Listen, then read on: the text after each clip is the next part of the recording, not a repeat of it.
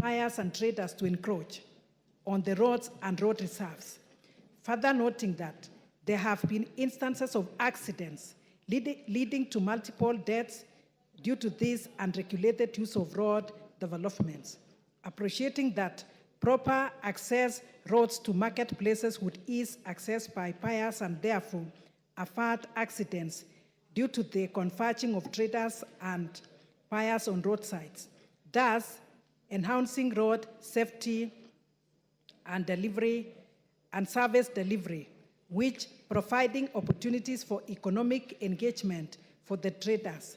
Now, therefore, this House resolves that the government, through the Ministry of Roads and Transport, develops a framework to ensure that where market centers exist along road developments, appropriate access is provided, including service lanes and access roads.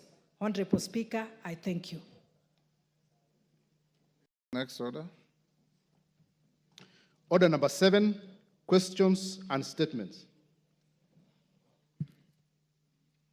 Honorable Owen Bayer. Thank you very much, Honorable Speaker. Honorable Speaker, it's a request for a statement on tribute to Ms. Essie Akida for exceptional contributions to women football in Kenya. Honorable Speaker, I rise pursuant to Standing Order 259D-2B to notify the House of the exceptional achievements of Ms. Essie Akida, a Kenyan professional women footballer who is visiting the National Assembly today. I take note that Ms. Essie Akida, who currently plays professional football in Greece, hails from Kilifi North constituency, and would like to recognize her for the immense contribution to women football in Kenya. Honorable Speaker, Ms. Akida is exceptionally Kenyan professional footballer who was born in Kilifi, a place many people would not expect to produce football talents. Despite the misconception and strong cultural obstacles to women football, Ms. Akida defied the odds to become Kenya's most decorated woman footballer of her time. Her hope in football was sparked by moving the Goalpost organization, a sport for development organization that empowers girls and young women in Kilifi and Kwale. It is there that she honed her football skills, played for MTG United in the National Women's League, and later joined Thika Queens, now Kenya Police Bullets, Matu FC, formerly the National Youth Talent Academy, and Spedag FC. She has also had successful international stints in Ramat of Hasharon of Israel, Besiktas of Turkey, and Club PAOK of Greece, her current club. Honorable Speaker, Ms. Akida established herself as a skillful clinical striker. She became the all-time leading goal scorer for the Harambee Stars Starlets and the first to score for Kenya at the Africa Women's Cup of Nations champions in 2016. She was also awarded the top scorer for the 2016 Cotif Women Football Tournament in Valencia, Spain, having scored 5 goals for the Harambee Stars Starlets in 4 matches. Additionally, she scored a hat-trick in Harambee Stars' 3-0 win against Benfica Football Women Club and contributed 2 goals in the 3-1 win against Española Women at the 2016 Cotif Women Football Club. Beyond her sports achievement, Ms. Akida founded the Essie Akida Foundation in Kilifi to support communities in nurturing football talents. In recognition of her immense contribution and inspiration to girls and young women in pursuit for their destinies, the County Government of Kilifi crowned Ms. Akida with the Youth Heroine of Kilifi County Award in 2016. Honorable Speaker, Ms. Akida is an inspirational personality who has gone beyond playing football and authored a book called Chained. The inspiring book details the challenges that she has had to surmount to realize the triumphs that she has made in the pursuit for football stardom against cultural expectations. It is on this basis, it is the basis of this spectacular achievement by Ms. Essie Akida, who is in the House today, that I sought your indulgence to recognize her and record my tribute in her honor in this August House. I thank you, Honorable Speaker. They said Ms. Akida is in the House, Honorable Speaker. You may stand up, Ms. Akida, to be acknowledged. Congratulations, well done. Accompanying Ms. Akida, or in the company of Ms. Akida, is Essie, Bishop of the Diocese of Malindi, Dr. Ruben Katile, Reverend Kashuru Joseph, Vicar General, and Lay Canon Kithi, the Treasurer to the Diocese. Welcome to the House of Parliament. Yes, Milemba? Thank you, Honorable Speaker. As we acknowledge the presence and the achievements of Ms. Akida, who is in the House, I want to indicate that she is already an inspiration for the young girls. The sport, football, for girls in this country is not very old. It was introduced around 1995, 1993, thereabout. And currently it has actually surpassed the otherwise celebrated football for the men, which I happen to have played myself and one time called to the national team.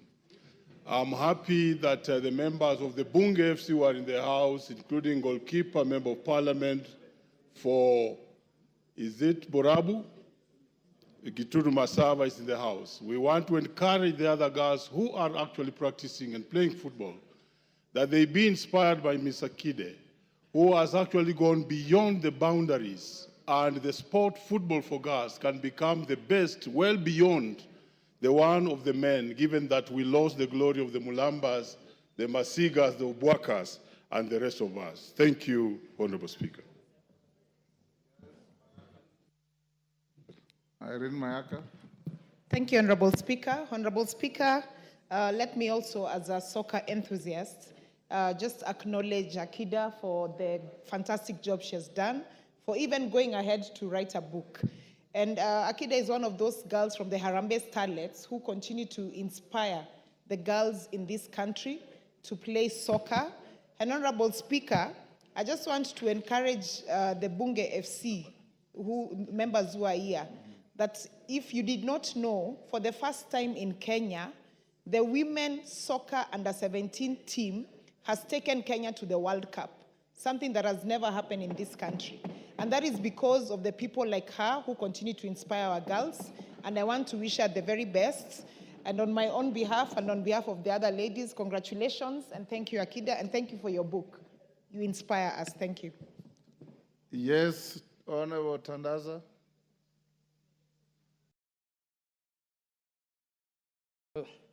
Asante sana Mheshimiwa Spika kwa fursa hii.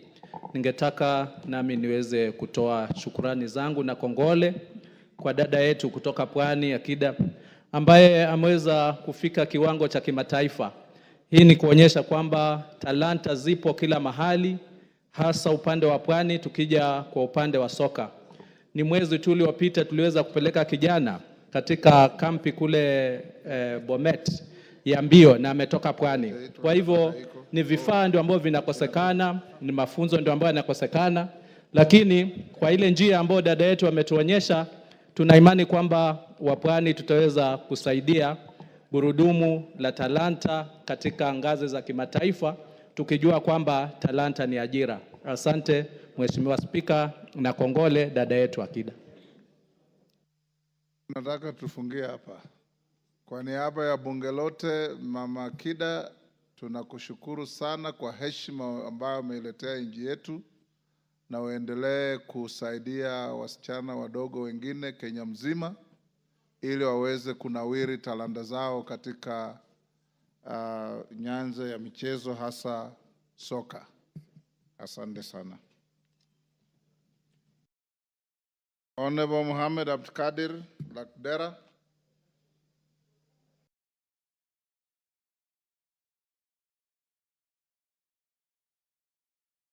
Member for Lakdera. Give him the mic.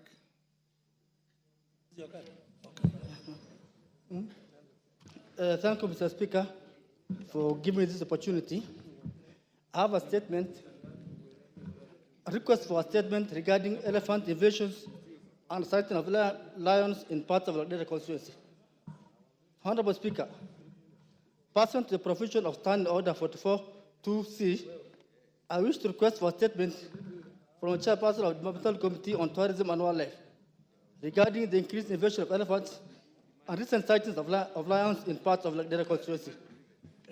Mr. Speaker, Honorable Speaker, the rights in human-wildlife conflict currently being experienced in various parts of the constituency is alarming.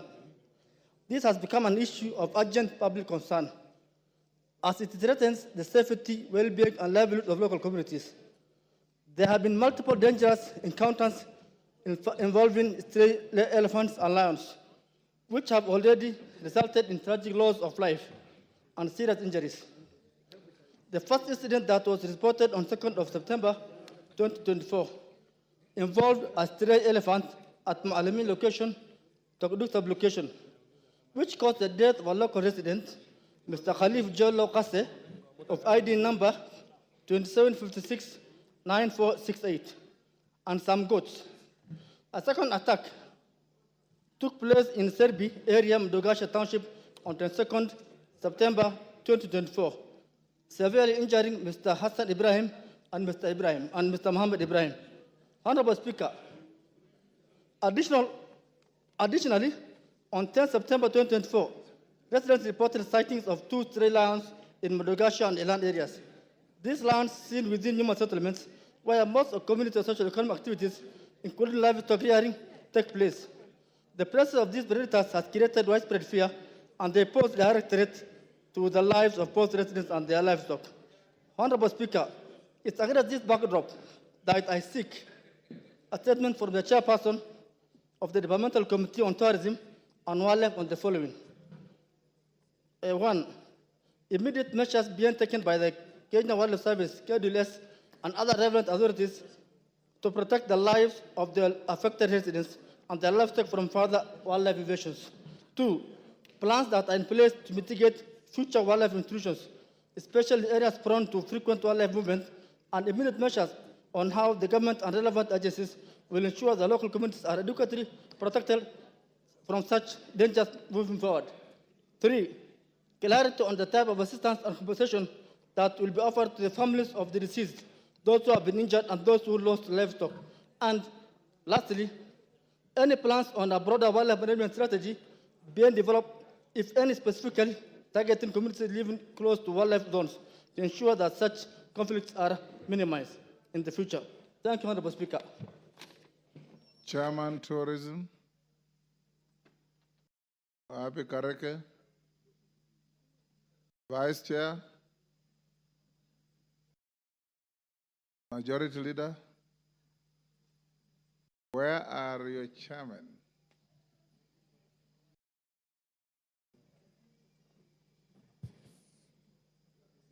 Honorable Speaker, some are not here, but we will make sure that they... Inform them to bring a response in 2 weeks. I will do that. Thank you. Next order. Order number 8, motion. Hold on. Before the next order, allow me, members, to acknowledge the following schools in the public gallery. Kari Kamburi Secondary School from Taraka, Tarakanithi. Mihuti Secondary School from Mathioya, Muranga. And Withare Secondary School from Laikipia East, Laikipia. I've been asked by Honorable Murugara, MP Taraka, to acknowledge a school from his constituency and the others. Extend it to welcome the rest of the schools. Thank you very much, Mr. Speaker. So, Speaker, allow me to welcome to the House Karie Kamburi Secondary School and the other schools that are in the House this afternoon to observe the proceedings of the August House. This is the National Assembly, part of the Parliament of Kenya, and we are happy to see the youngsters who have come to see how we conduct business in this House.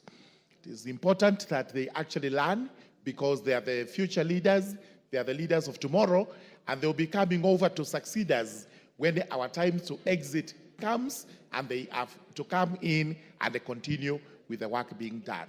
Gachagua'S Secondary School is one of the youngest secondary schools in the Raka constituency. They do very well, both academically and in sports. And I'm proud to host them here today so that them and the rest of the team can actually see how the August House works. With those remarks, I do welcome the schools and wish them a very happy stay in the house and in Nairobi as they continue with their learning tour. Thank you, Mr. Speaker. Thank you, Honorable Murgara. On behalf of the House and myself, we welcome the schools, the students, and their teachers to the House of Parliament. Yes, Clive, is it about pardon? Statement. Go ahead. Thank you, Mr. Speaker.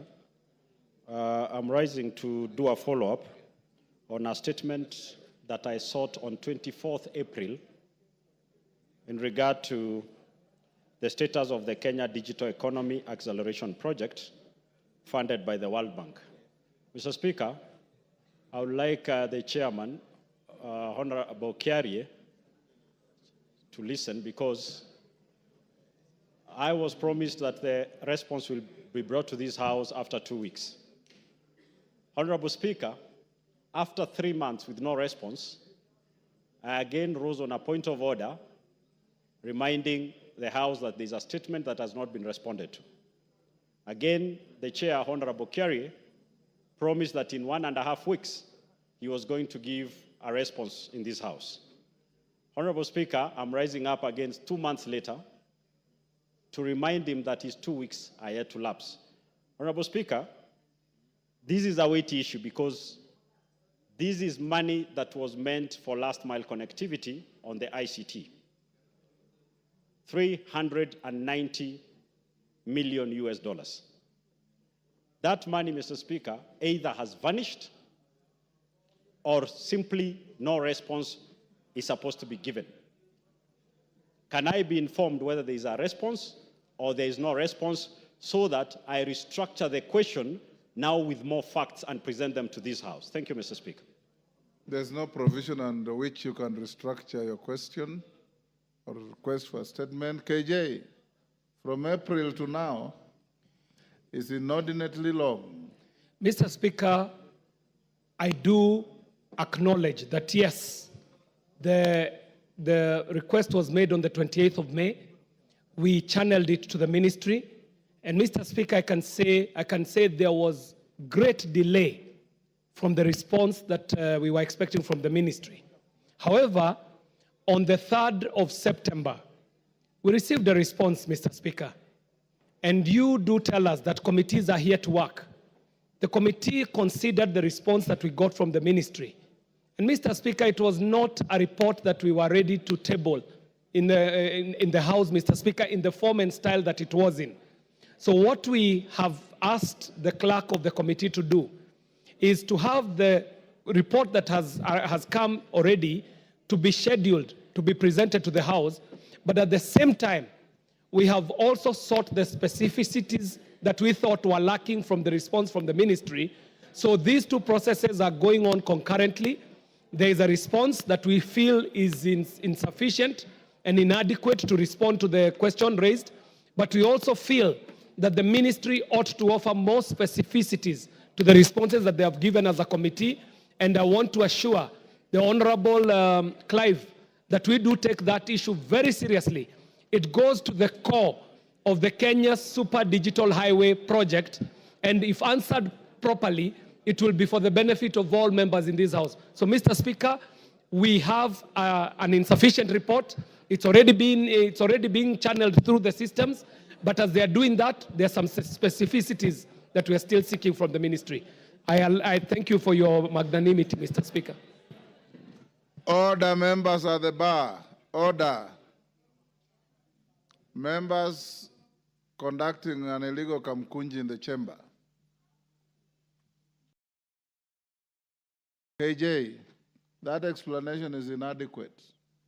The right thing to do, if you get a response from the ministry that is, in your opinion, inadequate, bring it to the House, and seek the permission of the chair to go back and get more information. Secondly, you also have a duty, if the response is inadequate, to inform your colleague who requested for a statement that you have an answer which in your view does not address all the issues. You need to go back and get more information.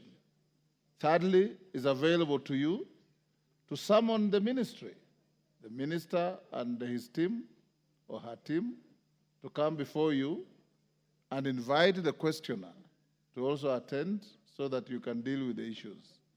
But waiting from April to now is unacceptable.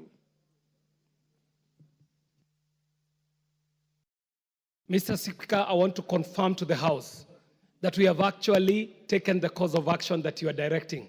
I have members of the committee here. I can see Honorable Kivasu, Mheshimiwa Irene Mayaka. They can bear me witness that we have actually okayed the report, even in its inadequate form, to be brought to the floor of the House, so that even as the process of seeking the specificities is going on, we can still be able to present. Mr. Speaker, I have also had occasion to have a one-on-one engagement with the Honorable Clive, and I have informed him of the situation. And again, the members of the Committee of CII can bear me witness that the committee has decided to actually call the minister before the committee so that he can put the record straight specifically about this issue that has been raised by Clive. So, Honorable Speaker, we have followed the course of action that you do recommend. Thank you very much, Mr. Speaker. Thank you. Honorable members, after putting questions at orders 8 and 9, Majority Leader arranged to bring in the minister who is coming to respond to questions this afternoon. Next order. Order number 8, motion. Report on the Consolidated Fund Services expenditures for the Supplementary Estimates 1 for the financial year 2024-2025. Question to be put. Honorable Maungu, take the nearest seat. Honorable members, I now put the question at order number 8, which is that this House adopts the report of the Public Debt and Privatization Committee on its consideration of the Consolidated Fund Services for the Supplementary Estimates 1 for financial year 2024-2025, laid on the table of the House on Wednesday, 24th July 2024. As members of that opinion say aye. Will those of the contrary opinion say nay? The ayes have it. Next order. Order number 9, motion. Public petition on funds spent on contrary to the provisions of Article 223 of the Constitution. Question to be put. Let me put the question first. Members on their feet, take your seats.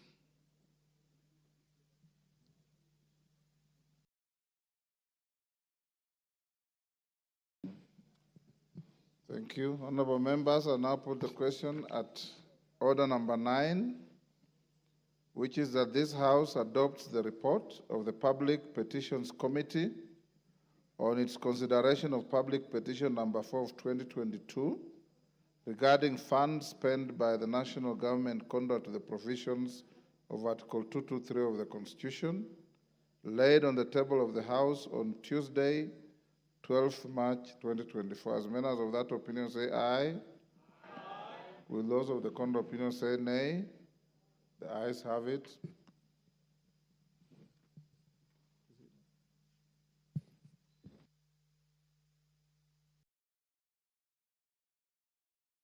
Next. Who moved the coffee bill? Mutunga, is he here in the House? Call the next order. Order number 10, the coffee bill, Senate Bill number 10 of 2023, second reading. Mover to reply. Mutunga, can you reply? Thank you, Honorable Speaker, for the opportunity to reply to the coffee bill. Honorable Speaker, members in this House are declaring the importance of coffee in this country as an important crop grown in 33 counties of Kenya, and occupying about 800,000 farmers in small scale and also more than 4,000 estates. Honourable Speaker, the bill recognizes the industry and bestows responsibilities to the various governments, responsibilities to the county government, responsibilities to the national government, responsibilities to the Coffee Board of Kenya, and the Coffee Research and Training Institute, among others. Honourable Speaker, farmers are waiting for this bill. They're waiting for the law on coffee to be able to ease the problems that have been there for a while, because this is really a valuable crop to them. Having passed through the Senate, Honourable Speaker, this bill is right at the tail end to have a law on coffee that basically expunges coffee from the Agriculture and Food Authority and sets its own authority is important. Honourable Speaker, in conclusion, at the point of the committee of the whole House, the Committee on Agriculture and Livestock of the National Assembly will be bringing in some amendments, and also the members, some private members will also be bringing in an amendment to make this law sharper and better for Kenyans. Honourable Speaker, I beg to reply.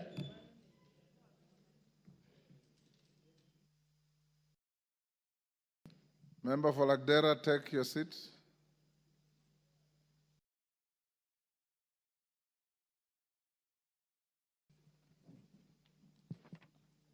Honourable members, I now put the question at order number 10, which is at the Coffee Bill, Senate Bill number 10 of 2023, be now read a second time.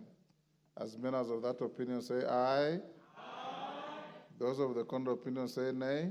The ayes have it. A bill for an act of parliament to provide for the establishment of the Coffee Board of Kenya and the Coffee Research and Training Institute, the roles of the national and county governments, the regulation, development, and promotion of the coffee industry, and for connected purposes.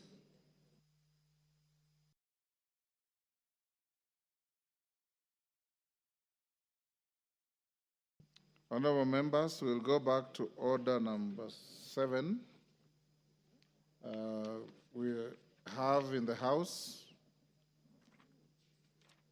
the CS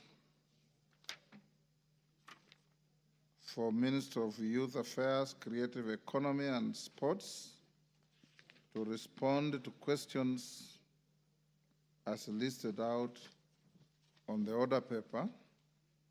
Minister, welcome to the House.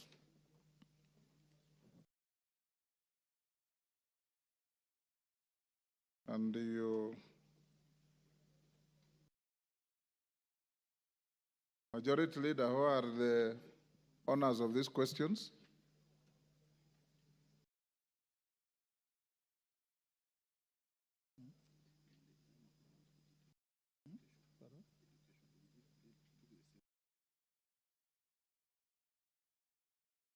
Minister, there will be no individual members asking the 3 listed questions, 4 actually, A, B, C, and D. So I'll invite you to respond to all the issues raised. Then thereafter, I'll invite members to seek clarification or ask additional questions, if any. You may go ahead. And since this is your first appearance since your dismissal and reappointment, your congratulations on behalf of the House. And we hope that you'll continue like you did in the last term, cooperating with the House and appearing whenever you are requested to appear or summoned to appear. You're one of the ministers who never fail to appear when you are called to this House. Thank you, Mr. Speaker. Go ahead. Thank you, Mr. Speaker. Mr. Speaker, thank you very much for the invitation, but also to appreciate you for congratulating me and to thank the House for approving my appointment, being my first time also to come in to this chamber since being reappointed. It's always exciting to be here, Mr. Speaker, and a privilege, really a great privilege, knowing that many Kenyans would have had an opportunity to appear before such august House. Mr. Speaker, I was asked about 4 questions as you've mentioned, so maybe for purpose of the Hansard, I will restate them and then just respond. Mr. Speaker, the first question was, we appraised the state of the preparedness of the country in terms of infrastructure, facilities, and other logistics to successfully host international sports events, more specifically the planned hosting of Africa Nations Championship, which is CHAN, and Africa Cup of Nations.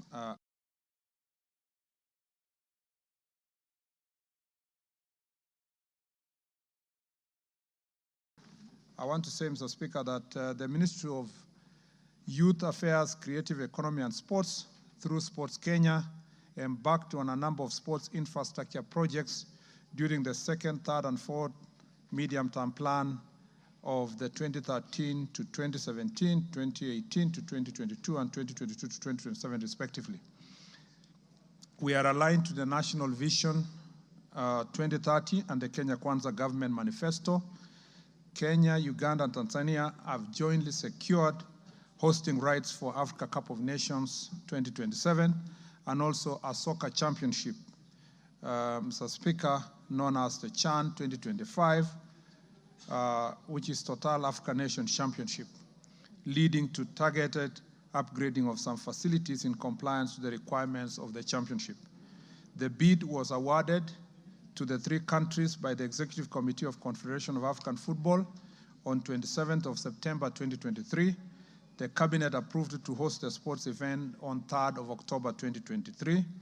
And Mr. Speaker, on the 15th of September 2024, I was privileged to host the CAF president who visited the country to assess Kenya preparedness to host the CHAN and Africa Cup of Nations 2027. And I'm glad to inform you that the CAF president expressed satisfaction with the progress we have made thus far. Mr. Speaker, on the sports infrastructure development, the minister developed a master plan and categorized infrastructure development in the country into the following categories. First is that international stadia shall be stadia that have category 4 status, which is over 30,000 seating capacity. There shall be also national stadia, category 3A, which shall have 15,000 to 30,000 seating capacity. Then we have what we call regional or county stadia with category of 10,000 to 15,000 seating capacity. Then there will be community grounds with category A of 5,000 and below capacity, and there is also a community ground, between 5,000 and 10,000, and there are also smaller community grounds who have seating capacity of below 5,000 people. Currently, development and refurbishment of these projects have been prioritized into the following categories as follows. We have the AFCON projects, and we have the ongoing projects, and then, of course, future planned projects. So, Speaker, insofar as preparation of Africa Cup of Nations and the African Championship, Mr. Speaker, there are 3 very important pieces of infrastructure, starting with a new stadium that is being constructed at Jamhuri along Gong Road in Nairobi, which is Talanta Sports City. This stadium, Mr. Speaker, shall have a seating capacity of 60,000 and is expected to be completed December 2025. The stadium, Mr. Speaker, will be accompanied by 3 grounds, which are training grounds within the Talanta Sports City, 2 with running track, and another 1 football pitch, which shall be shared with the rugby. Mr. Speaker, as a result of this construction, we will then move, for purpose of Africa Cup of Nations, the Nyayo National Stadium shall be categorized as a training ground for purpose of the Africa Cup of Nations. So the Talanta Stadium will be the main stadium, and the Africa and the training ground will be Nyayo Stadium. Mr. Speaker, as we speak now, we know that this is a new project. Groundbreaking was done on 31st of March this year. The progress so far is 23%. The works are ongoing, and we are delivering this together with the Ministry of Defense, who are the contracted agency of the Ministry of Sports. Mr. Speaker, the other stadium is the Moi International Sports Center, Kasarani. As is being renovated, Mr. Speaker, it shall now be a 55,000-seater capacity, and the expected date of completion, Mr. Speaker, is December this year.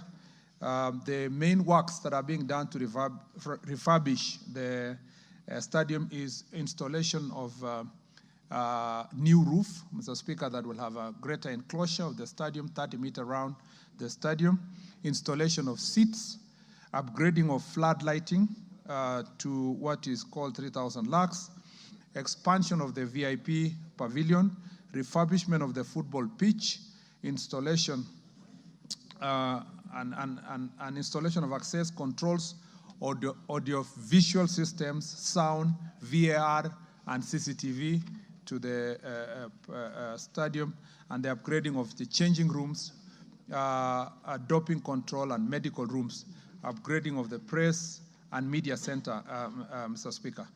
The works are ongoing now. I have gone there to supervise the progress twice, and the roof was being fabricated off-site, and it's been delivered now. It's on its way to Kasarani and to be delivered and installed. Again, this is urgent because this is the stadium that we shall use for CHAN next year, which is February. Mr. Speaker, on the training grounds related to the Moi International Sports Center, Kasarani, we have 2 pitches at the Kenya Academy of Sports ground, and Mr. Speaker, we intend to also eventually to make Kirigiti Stadium to become a training ground for purpose of Moi International Sports Center, Kasarani, Africa Cup of Nations hosting in 2027. The sites, all these training grounds have been handed over to contractor and is currently mobilizing for that purpose. Mr. Speaker, the works, as I said, will be completed by December this year. Mr. Speaker, the third facility for purpose of AFCON is the Kipchoge Keino Stadium with a capacity of 15,000-seater. Expected completion date was initially, Mr. Speaker, is actually December 2025. There was a slow process of contracting, but we believe the contractor can put more effort to make sure that December 2025, Kipchoge Keino Stadium will have been constructed with the international capacity. The main works are roofing, installation of VVIP and VIP seats, upgrading of flood lighting to 3,000 lux, refurbishment of the football pitch, installation of access control of the visual system, sound, VAR, CCTV, upgrading of changing rooms, doping control, and medical rooms. The project was commissioned and site handed over in August this year, and contractor is currently on site, ready to continue with the work.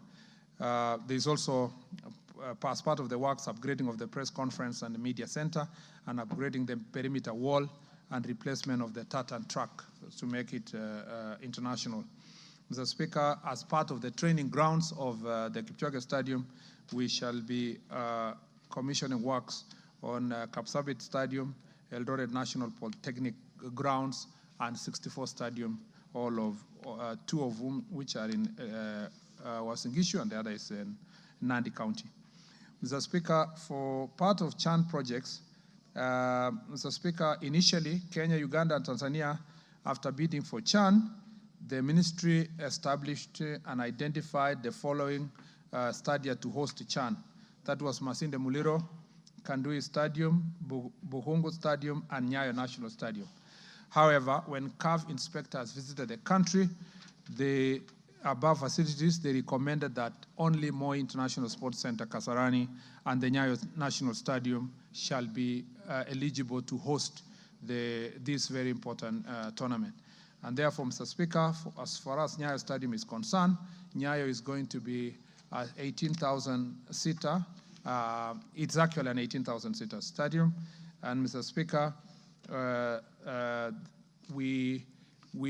initially we were told to change the football pitch, but we have had good consultations and agreement that the grass which is there is sufficient for us for CHAN preparations, so that we don't delay the works towards CHAN. So therefore, some work will go to roofing, installation of VVIP seats, upgrading of flood lighting to 3,000 slugs, installation of access control, visual systems, sound, VR and CCTV, upgrading of changing rooms and doping control and medical rooms, part of which has already been done, upgrading of press conference and media center, which is also done, and upgrading the perimeter wall, and the replacement of the tartan track.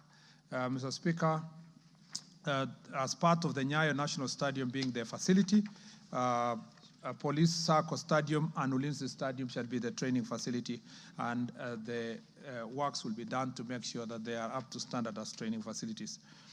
So, Speaker, the second part of this question focuses on the condition of the key sports facilities in the country, including the maintenance, modernization, sustainability of hosting international events, and as may say, also national events.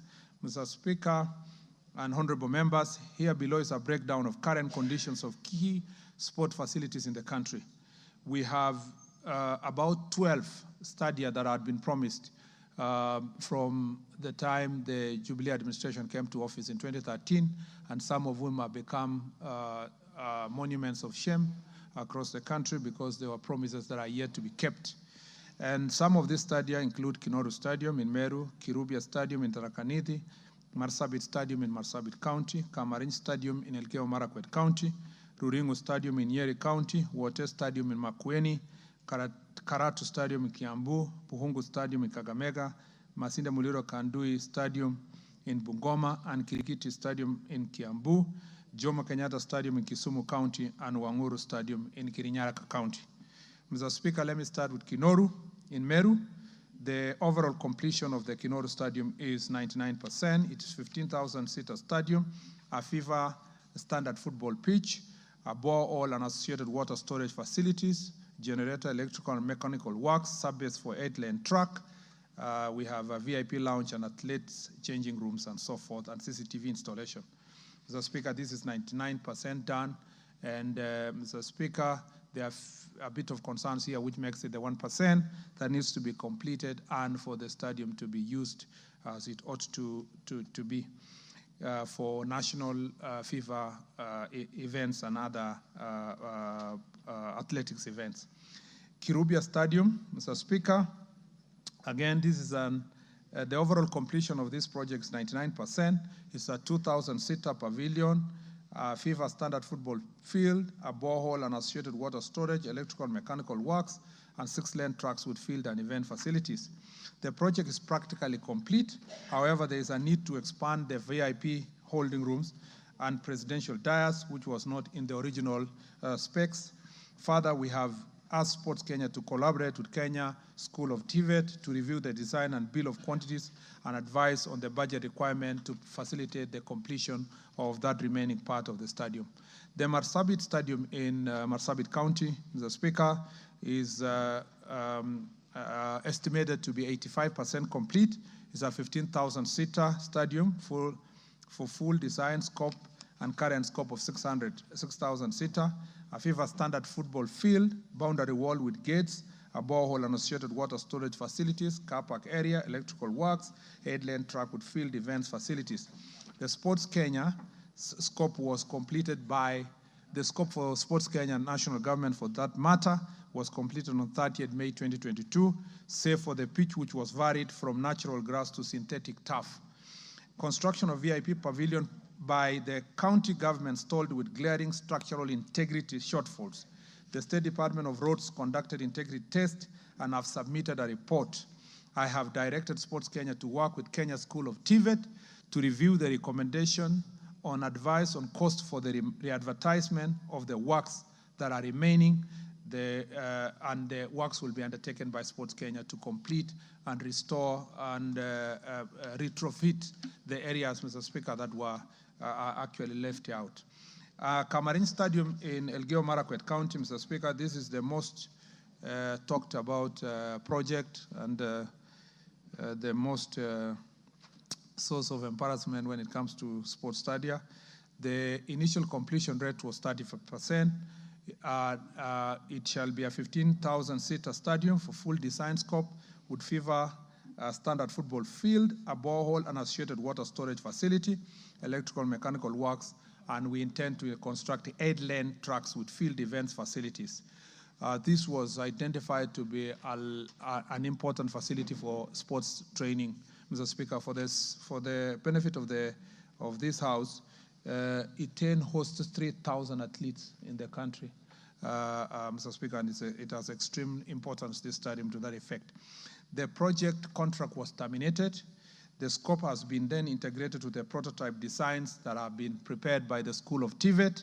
The project is to be re-advertised based on those prototype provisions that have been given. And Mr. Speaker, under the new design, it will also have a 100-bed capacity hostel for training for athletes especially. Mr. Speaker, Ruringu Stadium in Nyeri has an overall completion status of 75%. Mr. Speaker, initially it was with a 2,000-seater pavilion, which was the objective then, a FIFA standard football field, a borehole and associated water storage facilities, electrical and mechanical works, 8-lane tracks with field event capacity, and VIP lift.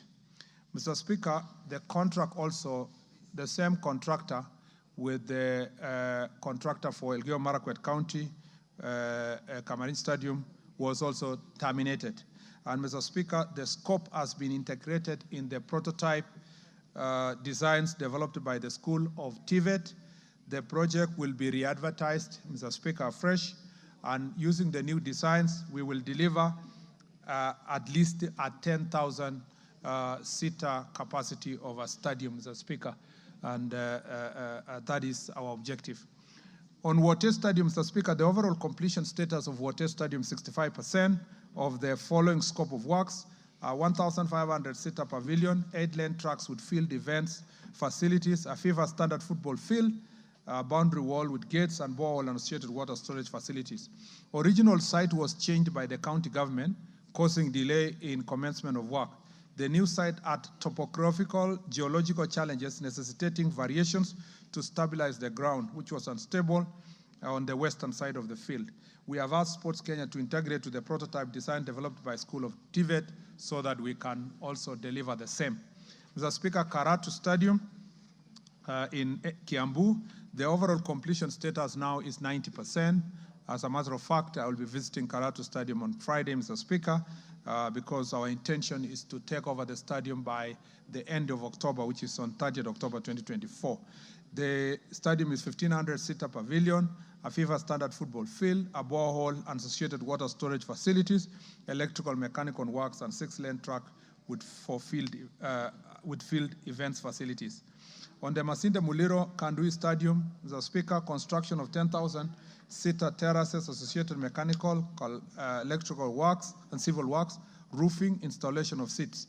The expected completion date of this project, so far, Mr. Speaker, it's 90% complete, this project, with roof works construction ongoing.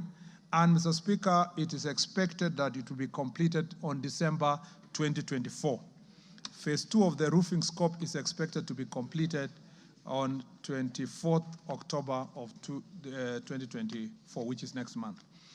Mr. Speaker, Bukungu Stadium is construction of southern terrace, changing of rooms and roofing. Completion of the stadium works started in March 2023. Progress is only 20%, and contract signed, and work is ongoing. Our duty is to make sure that we push for faster completion of the project. The 10th stadium, Mr. Speaker, is Kirigiti Stadium in Kiambu County. This stadium, Mr. Speaker, again, I visited last week, and I have given firm instructions that, Mr. Speaker, it must be completed and handing over by the end of next month. So that, Mr. Speaker, had we completed and finished the Kirigiti Stadium, we will not be struggling at the moment to see where we will host the CHAN. And, Mr. Speaker, this will be, of course, we had a deadline of end of this year, but, Mr. Speaker, I'm trying my best to make sure that by end of October, we are done with the Kirigiti Stadium. Mr. Speaker, Jomo Kenyatta Stadium in Kisumu was completed and handed over to the county government of Kisumu. Mr. Speaker, Wanguru Stadium, Kirinyaga County, was also completed. It's only remaining handing over ceremony, Mr. Speaker, to the county government. And not just a ceremony, but also with an agreement on how maintenance will be done by the county government with a properly signed MOU. Mr. Speaker, the ministry is consulting with the county governments through Council of Governors on the management framework upon handing over stadia to respective counties. Mr. Speaker, the third part of the question is, what are the specific measures or strategies put in place by the ministry to accelerate the completion of stalled or incomplete stadia across the country? Mr. Speaker, the ministry, through collaboration with the School of TVET, has developed a prototype design, developed a prototype design and builds of quantities for different categories of stadia. As I read earlier, 20,000, 15,000, up to 20,000, up to 15, up to 10, and up to 5,000 seater. We are reviewing the design and bill of quantities for completion of all stalled and incomplete stadia, as I read earlier. And, Mr. Speaker, I have only given my team another 2 weeks. We review and start processes of paying whatever is pending. Then we can make sure that we complete this pending stadium. We do not want, again, another round of lamentations as to why we have stalled the projects. Mr. Speaker, the minister has also rationalized the budget requirement to ensure adequate funds for completion of all ongoing projects. The ministry has continued to engage with the National Treasury to prioritize the infrastructure development, and we request the National Assembly to support construction of infrastructure through budgetary allocation for adequate financing mechanism. Mr. Speaker, in every budget that is read in this country, as we speak now, we do not have a single allocation from the budget for construction of any stadium. And I request this House, as we look at many other priorities in the country, sports facilities become part of your priority areas. Mr. Speaker, this is geared for timely realization of the CHAN, as I said, and also the Africa Cup of Nations. We are exploring ways of collaborating with the private sector to enable them construct modern sports infrastructure. The ongoing review of the sports policy will provide clarity on this matter, Mr. Speaker. We are reviewing the sports policy to know how best the private sector can do the stadium. As a matter of fact, I think that government should not be owning stadia. That is my personal position. All over the world, governments don't own stadiums. It is costing a lot of money to the taxpayer without any much return. But if it was owned by private sector, they would commercialize it, and then it would be available for sports activities. A country like UK, the only stadium that is owned by government is Wembley. The rest is owned by private companies, and they're always available for sports facilities. And this is the way to go. PPP and other modalities must be applied to make sure that these stadiums are maintained well, so that not after every 10 years we are putting billions of money to refurbish facilities that should have been income generating, Mr. Speaker. Mr. Speaker, the last part of the question, or the second last part of the question, was how do we facilitate measures that we put in place to ensure timely preparation, coordination, management, and facilitation of teams to represent the country in various disciplines. Mr. Speaker and honorable members, the Ministry of Youth Affairs, Creative Economy, and Sports has a key responsibility of supporting teams to represent Kenya in international competition in various disciplines. The ministry usually enters the teams in international competition held outside the country and also while hosting competitions here in Kenya. The ministry has put in place the following measures to ensure that our teams are well prepared, managed, coordinated during these games. First, the ministry has put in place funding request mechanism, which has been shared and sensitized to the sports federations. Federations submit their requirement for next financial year by 31st of December every year, 6 months before the start of the financial year. The ministry compiles an annual work plan which captures the events as per ministry priorities for the next each financial year, each financial year. Federations thereafter submit an itemized budget to the Department of Sports for their respective activity competitions 2 months before the start of the activities. Department then evaluates and rationalizes budgets and forwards the same to the Principal Secretary for approval. In the approvals, the Ministry ensures that the teams are provided for to attend local training camps for at least 7 days to prepare adequately for the competition. For major events, the training is longer and may include training abroad to access suitable favorable competition conditions, just like the Olympics and the World Cup by our young girls. The budget ensures that the teams are appropriately and well kitted for their respective competitions. The female teams are kitted to take care of their special needs and requirements, and the teams with disabilities are done the same. On request, the teams are also facilitated to acquire specialized equipment for training and competition in line with their respective sports. The players and officials are provided with local training allowances and foreign allowances during the competition days to incentivize the players.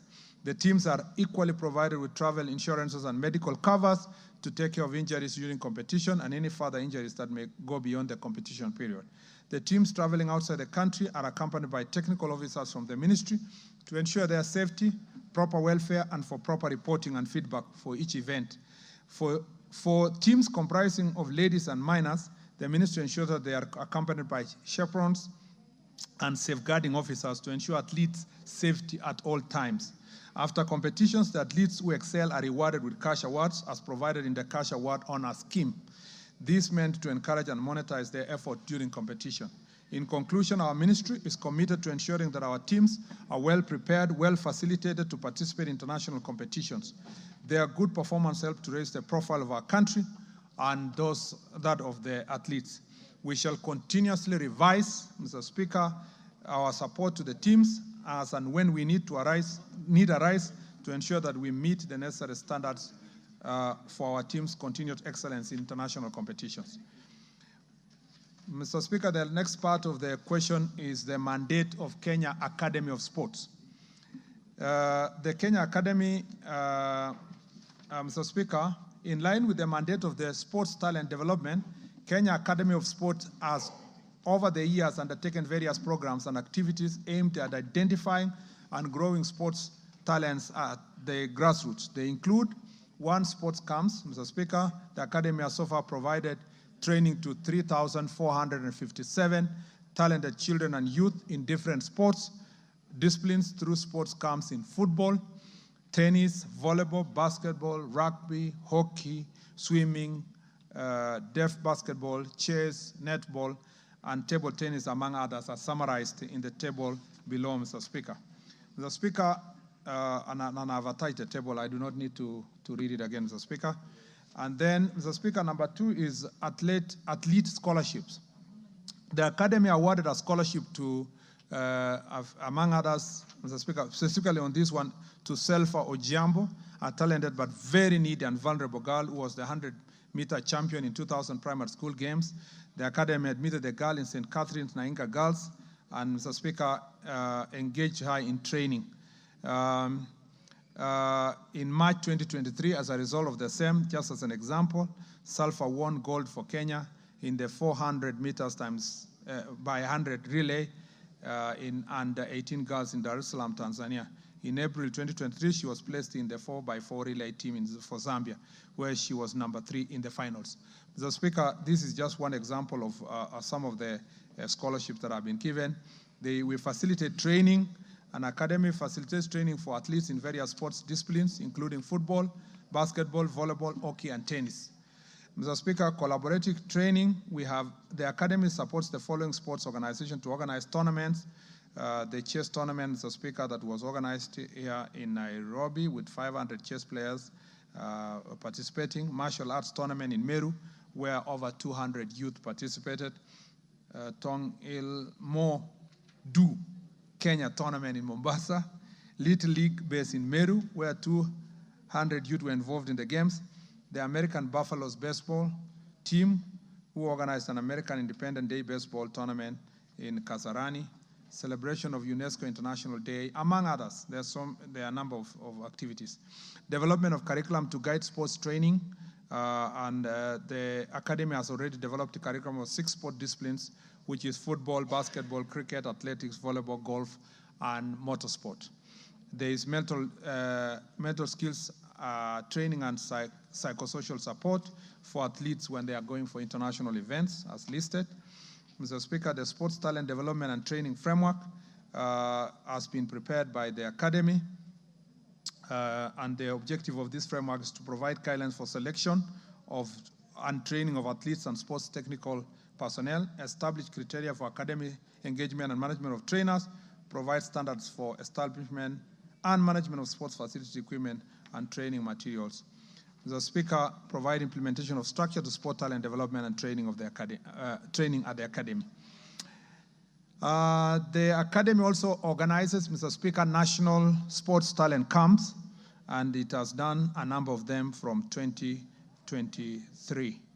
Mr. Speaker, which help in identifying nurture sports talent, provide opportunities for scouting of local and talent and for local and foreign clubs, to promote positive specialization integration, and instill life skills and mentorship training. We have also the program of Talanta Hela football tournament that was successfully organized last year, Mr. Speaker, and hopefully we will do the same also this year. And Mr. Speaker, this is meant to nurture talent, particularly the first one was focused on football. And Mr. Speaker, the idea was to prepare our team for Africa Cup of Nations come 2027. And it gives opportunity to young people to expose their soccer talents, Mr. Speaker, in preparation for this tournament, and so that the coaches and the technical staff can be able to scout the best talent. And as a result of the same, last year games, that is how we got some of our girls who are now going for the World Cup in the Dominican Republic, Mr. Speaker, who have succeeded in that endeavor. Mr. Speaker, we are asking for these achievements, among others, notwithstanding the academy is yet to realize full potential, hindered by various factors. Mr. Speaker, I really want to challenge this House to look at what exactly they give the academy and what they expect. If you look at the budget for this financial year, last year, the academy was allocated, they requested 530 million for 2023-2024, and they were given 280 million. Mr. Speaker, this year, this financial year, the academy requested 600 million, and they were given 0. Mr. Speaker, there is a pattern that is developing and that I've witnessed. Now that I'm serving in a second ministry, Mr. Speaker, I can do proper comparison. You will find that in this ministry, Mr. Speaker, largely all the agencies are ignored. You are aware that, and related to this, but not in the question itself, ADAC, which is dealing with anti-doping, was also given, at the request of 300 million, they were given 20 million, Mr. Speaker, to the protestation of the International Anti-Doping Agency. There is, and I want to implore through you, Mr. Speaker, this House, that let us put our money where our loudest mouth is, in the sense that as a country we really like sports, we like cheering our athletes, we like our footballers, we do all that, but we are happy to sit as executive and as legislature here to give 0 to athletes, to sports people. I think, Mr. Speaker, it should prick our conscience and rethink about how we are handling sports and sports facilities. No wonder, Mr. Speaker, the potential of sports in this country has never been realized as it should, because you cannot, Mr. Speaker, reap where you do not sow. With 0 money allocated to sports of academy, you get 0. That's why you see the academy, Mr. Speaker, is reporting 1 scholarship, and they really want to report in a big detail 1 person. We can actually do more if we have proper resources in that regard. Mr. Speaker, I do not, of course, want to mention what the state departments get, both youth and sports. because it is laughable. Mr. Speaker, there is inadequate staff level, Mr. Speaker, at the academy. We have 36 staff against the establishment of 155. There is also lack of training facilities. We are only focusing on one facility in Kasarani. Mr. Speaker, we need more facilities to be able to, for the academy to be able to support sports. Mr. Speaker, the academy has also developed a digital hub, a talent hub for online talent identification, where if you establish or you identify a talent anywhere in the country, it is sent to that digital hub. But Mr. Speaker, we have audited and realized it is inadequate because it's using, Mr. Speaker, very basic technology. Properly working talent search technology uses artificial intelligence, where the information is sent to the site and it automatically identifies the quality and the talents of students. If you look at Premier League, for those who follow football, you realize that the Premier League teams are now using modern technology. People just send skills all over the world and helps in talent search. It also helps in identification of talented sports people. Mr. Speaker, as I conclude, the Kenya Academy of Sports here to establish sports training academies across the country because I needed to contextualize that is the question of how many talent academies do we have across the country. The Kenya Academy of Sports here to establish sports training academies across the country due to inadequate resources. Construction of the headquarters in Kasarani is still ongoing. Plans are on advanced stage to establish 30 sports training academies across the country during the current financial year. And Mr. Speaker, for the next 3 years, the plan is to, this year 30, next year, resources permitting, we do 90 academies, and 2026, 2027, another 90, and then 2027, 2028, we should reach a total of 290 academies, which is one academy per constituency. Mr. Speaker, the academy endeavors to continue fulfilling its mandate of sports talent identification, development, capacity building of sports technical personnel, and conducting sports research. This will be achieved through athlete identification, nurturing and development of programs, conducting coaching and refereeing courses, and provisions of sport training equipment to athletes and the teams across in the grassroots. To ensure the continuity of this program, the Academy will strive to work with stakeholders, including Ministry of Education, county governments, sports federations, Kenya primary and secondary school associations in the development of sports talent. I thank you, Mr. Speaker. Thank you, CS. Members, you've had a very clear, elaborate explanation from the Minister on the issues at hand. Carolo Mondi,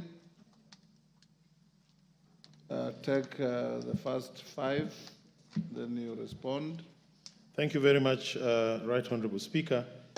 And I would like to warmly welcome the good minister back to the House and also back to the Cabinet. But I have a follow-up question, and I would like to hear from the minister regarding the sports academies, the Kenya Academy of Sports. This is the only institution we have that offers camps, scholarships, training, both to the technical people, administrators, as well as sportsmen, and assists various groups organize tournaments, as he has said. And as he has rightly pointed out, we have had this concern in the Sports Committee. Kenya Academy of Sports received 0 allocation in this financial year against our recommendations. And ADAC, which is the vanguard of the integrity of our athleticism as a country, also just got 20%, barely enough to cover the admin costs. So I would like to hear from the minister that there are no proposals to wind up these 2 institutions. We are very worried. It seems like there is a clear plan to fold Kenya Academy of Sports, as well as to undermine the operations of ADAC. And we'd like to hear from him if he could assure this House that there are no such plans, and if he could also elaborate to this House what plans he has to ring-fence proceeds of the sports fund, which are clearly supposed to support sports, for these two institutions in the supplementary budget that will be coming to this House. Is it in October or November? I think in October. Thank you very much, Honorable Speaker. Thank you, Honorable Speaker. Let me also commend the CS for those very elaborate answers. But Honorable CS, I see you have completed a number of studies and some like Wanguru, Jomo Kenyatta Stadium in Kisumu County, which you say you have completed and handed over to the county government. Kirigiti Stadium in Kiambu County, you say you hand it over at the end of October. Wanguru Stadium, the same, is awaiting signing of MOU and handover. My concern, CS, is once you hand over this stadia to the county governments, the government of Kenya has invested billions in some of these stadia, and I have the case in mind of Kirigiti Stadium. What measures is your ministry taking to ensure that those stadia will not be run down out of poor management by the county governments? I don't know whether the MOUs you are entering into with the counties include an oversight mechanism by the ministry to ensure that you maintain a certain standard and level of our regional and international stadia. Because, for instance, Kirigiti is a stadia that could also be used for some of the international games under AFCON and CHAN. But if we leave them to many of our county governments, they will be run down in a year or two. They will look like community grounds with no seats, with tartan torn, the football pitches not usable, goalposts looted and sold to scrap metal dealers. I would really want to hear what measures you have to ensure that there are even penalties to county governments, to ensure that there is a mechanism where you are able to periodically check the status of each of the stadia that have been developed by the national government, that they are maintained at the same standard. And any county government that is not able to maintain, then you must have a recourse measure to ensure that that stadia can revert back to the national government and the sports stadia to manage if as a particular county government is not able to manage and maintain the required standards. Thank you. Mayaka. Thank you, Honorable Speaker, and thank you to the CS for giving us elaborate responses. I have a follow-up question on the question on elaborate preparation for our national teams. And the question I want to ask is, the other day we had the beach kabaddi team that was going for World Cup that got really delayed in terms of their travel. And one of the complaints that came out from them was that on the day that they were actually traveling for World Cup is the same day that it was beginning. Why weren't they given priority? And the second part of that is in terms of the FKF elections, which is very close to the CHAN championship. And I just want to know, with this very close proximity, are we really ready to have the elections and also ensure that we do have CHAN with the FKF being properly involved? Thank you. Zamzam. Asante sana, Mheshimiwa Spika. Swali langu kwa waziri, tunajua FKF karibuni watakuwa wanapiga kura zao. Nataka nikuulize, watawezaje kupiga kura bila kuwa na appeals committee? Na kwa nini ile board ya uchaguzi iko katika himaya katika wale ambao wanawania katika sehemu yake? Ni kama vile president anataka kura lakini ile IBC iko ndani ya State House. Itakuwaje uchaguzi wa haki? Na kisha nikuulize, kanuni vipi ambazo umeweka kuhakikisha kuwa ile standard ya FIFA imefuatwa kwa mpango wake? Na mwisho, Mheshimiwa Waziri, huku mashinani watoto wamekuwa wakicheza mpira, lakini hao watoto wanachangiwa kama maskini. Watoto wanatoka Mombasa wataka kuja Nairobi kwenye tournament, wanachangiwa paka saa zingine sehemu ya kulala inakuwa shida, wanaenda kulala kwenye mavaranda. Sasa mimi nauliza, kama tunakuza talanta, mbona tusianze kuweza kuweka pesa huku chini? Hao watoto wakitoka watoke na nguvu, wakijua hichi kitu tunaelekea sehemu ambao ni nzuri. Asante sana. Razo. Vida Razo. Thank you, Honorable Speaker. Waziri, my question is on the issues of unfinished studies. It has taken, like Marsabit and others you have indicated, they have taken inordinately long time, 7 years, 6 years. And once you have closed out those facilities, the people who would have used those stadia, they don't have even space to play football or any other sports. I think in the realm of time, would you have a sort of time frame that by this time we'll be able to finish these works? The other issue also on that is the issue of regional centers of excellence. I find that you are biting more than you can chew because you have too many projects ongoing, and yet you could focus on having, for this region, maybe something in Isiolo for Upper Eastern, for example, or for Northeastern, you have something in Garissa, so that the few shillings that are available to you, you focus and finish a project. Maybe your comments, Waziri. Thank you, Mr. Speaker. CS, let him respond to those 5, then we take another round. Thank you, Mr. Speaker. Mr. Speaker, I think for my senior Honorable Karoli, I think he's reiterating the position as it is, considering that he's a member of the committee. Mr. Speaker, so far I am not aware of any plans to wind up Kenya Academy of Sports and ADAC. In fact, ADAC is impossible to wind up, the anti-doping agency, Mr. Speaker, because it's a requirement of international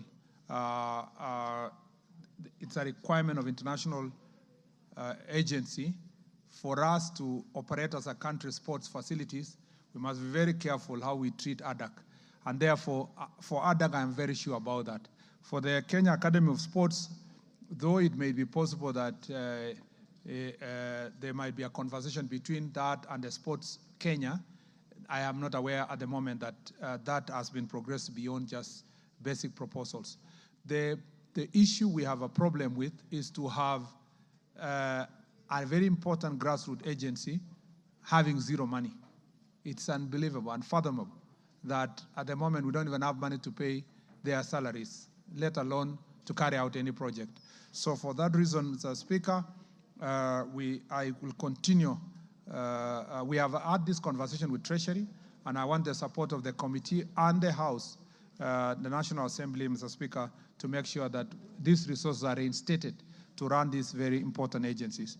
As I said, Mr. Speaker, unfortunately, a ministry like this and others I know that deal directly with human development are rarely supported, Mr. Speaker, with the resources that they have. Luckily, the Sports Fund has been able to support activities that are being done by by various sports agencies. But we need to ask ourselves in terms of development, and unfortunately also Sports Fund cannot pay for salaries and emoluments for it is not allowed to be used to pay for salaries and emoluments of agencies. So we are now in a situation where we ask ourselves why you could have an agency having zero. I plead on behalf of these agencies that we get your support. We have already had this conversation with Treasury, and I believe that when the proposal comes here for supplementary, this will be restored.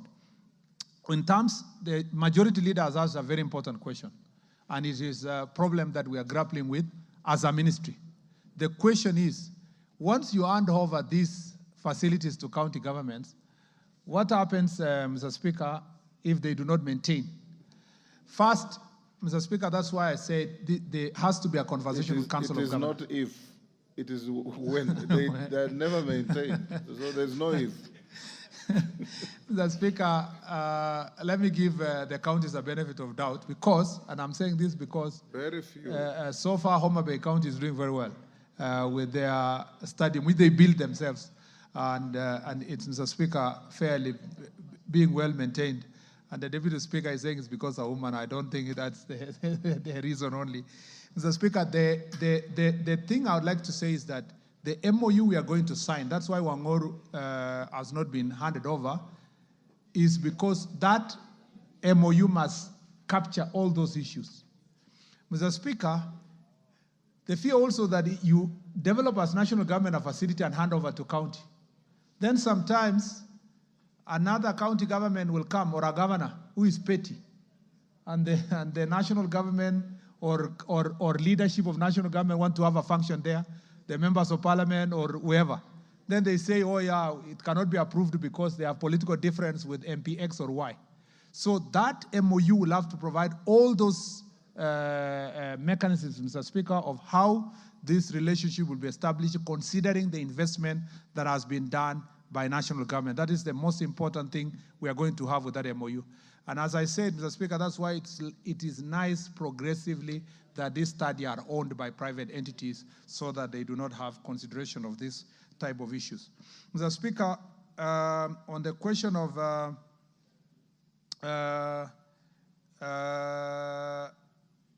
Honorable Mayaka asked something about the team that was stuck and protested in our offices and the airport. Mr. Speaker, we realized that the team wanted to travel 6 days before the tournament. And there is nothing, Mr. Speaker, to go and prepare for Kabaddi when you are competing.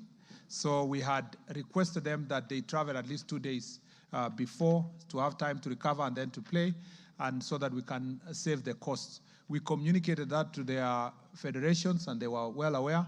But you know, sometimes when people want just to raise their voice a little bit, they do certain things that may not be desirable. And the federation said that they did not instruct their players to do what they did. And we thought that was an act of indiscipline.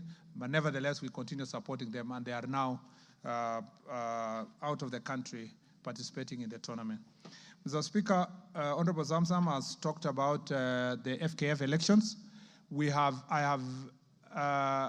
When we got to office, one of the things I promised during vetting here in this house is that I was going to do everything possible to make sure that they do elections in the first place. So I'm happy we have an elections day.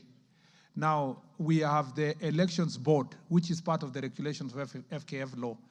Mr. Speaker, I am going to have a meeting with the board to see if we can lend them neutral facilities, government facilities to operate their elections from, and whether we can also find ways of supporting them technically with IEBC so that the elections is as transparent as possible. That's the conversation we are having. And the stakeholders are busy now, the candidates are busy campaigning. Our desire is to deliver credible elections. We know that it is not government per se that is in charge of the elections, but our oversight responsibility and the Office of the Registrar is working very hard to make sure that that independence is achieved. We really want a properly working in FKF that has the credibility and the confidence of the stakeholders so that football can reach the stature that the people of Kenya want it to reach. And so that I promise that I will make sure that we deal with that. On the grassroots football support, again, apart from the Kenya Academy of Sports not having resources to deal with these academies in different places, the rest, you know, sports is private. Let's put it there first. Sports is a private venture. It's like business. If we look at it from a business perspective, until the day you are coming to compete on behalf of your country, the rest is a private business, and we must see it as business. And we want to support it the way we support other businesses, MSMEs and all that, you know, as a country. That's why we must have multiple ways of achieving it. The best entities, grassroots entities for developing sports is schools. That is why we want to sit down with the Ministry of Sports to make sure that the schools provide opportunity for nurturing talent. The rest of club football should outrightly be private. They should raise resources. They should run their footballs very well, have funding and take advertisements and all other mechanisms. But when it comes to nurturing, if we focus on schools alone, no part of Kenya will be left out. But if we focus on building a place where that training will only happen, few places can be constructed in the country. Schools all over the world, and I say this recently when we were having a NOC review of the Paris. In the US, I was told, and a statistic which I still have, the US universities contributed 3,000 athletes who went to compete in Olympics. Universities. While our universities in Kenya do not contribute even one. We have a problem of transiting from primary, it's okay. Secondary, even when we fund it from using sports fund, they produce the best sports people. After high school, we have very few athletes that are competing that are in universities. In fact, the only sport that has managed to have that caliber of athletes is rugby. The rest, the rest of the sports, football, athletics, and so forth, we do not have proper programs that take place in our colleges and universities. Again, I promised, and we are going to do this, that in the sports policy, we must strengthen education. In fact, in other countries, the Ministry of Sports, the Department of Sports, is called the Ministry of Education and Sports, because education and sports going together makes it possible for us to develop this talent. Key among them is working with the schools for equality and equity. The other issue is raised by Honorable Raso is on the question of being strategic. That is why you see in the bigger stadia, we are just constructing one per region. The ones for 10,000, 15,000, we are focusing on regions. And you are right, in the entire Northeastern region, there is no one stadium. Out of, for example, affirmative action, we need to have one that will be used in that region, and the talent is there. And then, make sure that every region is taken care of. Before now, we can move to counties. The rest is to leave county governments and private sector to construct the rest of the stadia. And slowly, government should maybe keep 2 or 3 national government. The rest either run by counties or private sector and clubs. If we had thriving clubs like Gor Mahia, AFC, Ulinzi, Shabana, or so forth, they would buy these clubs from government, pay back to the government, and they own it, and then it would be used for sports. That's why it's important to develop the sport itself, because that sport can be able then to facilitate the infrastructure that we need. Mr. Speaker, on the Marsabit one, there was inordinate delay. I already captured that in my report. Marsabit, Kinoru, Kamarin, among others. But as I promised, this will be, by the time I come back here to speak about sports again and sports infrastructure, I think the pending infrastructure will have either been commissioned to start for the ones which have not started like Kamarin, or we should be completing and handing over Marsabit. As we speak now, our officers are on their way to Marsabit to assess how much it will cost to complete the Marsabit one. And again, technical advice from Sports Kenya to make sure that can the grass grow in that area, or we use AstroTurf, or what are we going to do in terms of those pitches? Mr. Speaker, I totally agree with the honorable member that we should not spread ourselves thin when it comes to the infrastructure. Thank you. Good. KJ? Mr. Speaker, I thank you. And I also want to thank Waziri Onesmus Kipchumba Murkomen for appearing here and also fielding these questions. Mr. Speaker, my questions are very direct. One, what plans does the ministry have for the people of Ngando Ward? Ngando Ward is a ward in Nairobi County which has got not a single public amenity. The only public amenity we have there is a school called Lenana School. Now, the people of Ngando Ward have traditionally been crossing the road, Ngong Road, and going to play in what we used to call poster grounds. It is on these poster grounds that the new stadium is being built. Now, two tragedies are occasioned on our people. One, the workforce that is working there is imported from elsewhere. So the people of Ngando Ward are just watching as these projects are going on. What plans does the ministry have to include our people so that they can also serve their community in the constructions of this stadium? And two, all the up-bet schools, because now is when Ngando is getting its first public primary school, all the up-bet schools in this ward use the poster grounds as their playing field. So we do not have any fields in all of Ngando Ward, and now they're building a stadium there. The question is, what plans does the ministry have for these tens of thousands of children who have traditionally been playing in that field? Mr. Speaker, the second question is a quick one, is to ask, is the ministry aware that there are office bearers of FKF who are insisting that they shall go into the election beyond their constitutional timelines beyond their constitutional tenures, arguing that their tenures were interrupted by the COVID pandemic. Mr. Speaker, you know, even yourself, you are a senator, and your tenure must have been interrupted. So was mine. So was the tenure of His Excellency the President Emeritus Uhuru Kenyatta. But he did not insist that he shall go beyond his constitutional tenure just because it has been interrupted by COVID. So, Mr. Speaker, I would like to know what the ministry is doing about this, because we would not want this ministry to fall captive of the federations like previous ministries have done. Thank you very much, Mr. Speaker. Millie.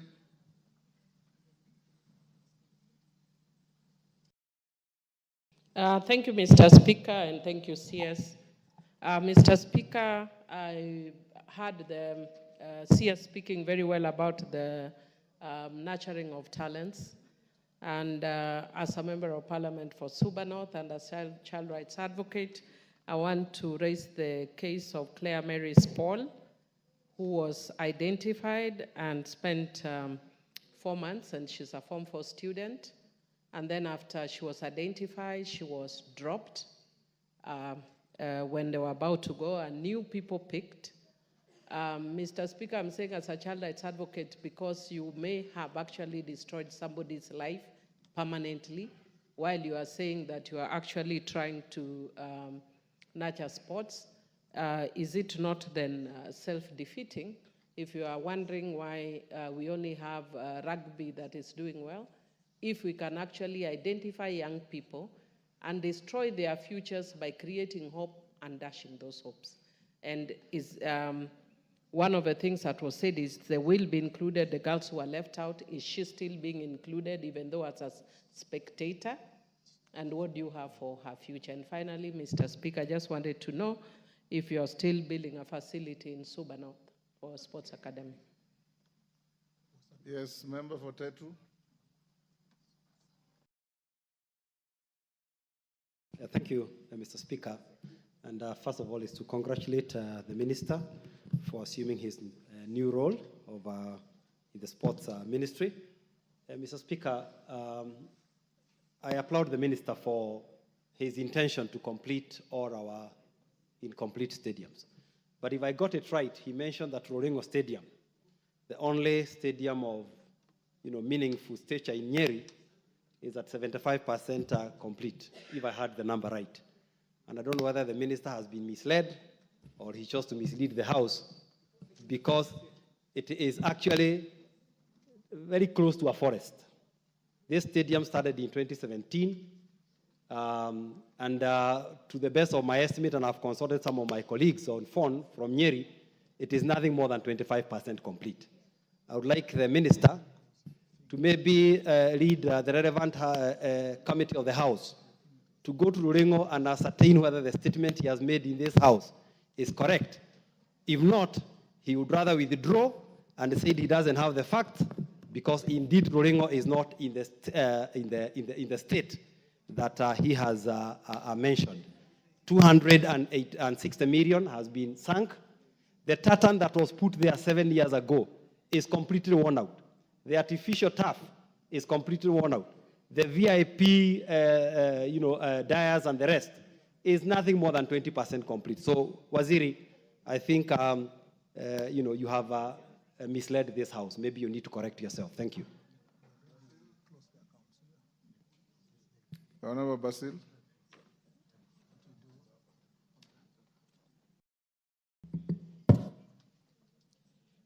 Thank you, Mr. Speaker. Thank you, the CS, for a very comprehensive response to so many questions.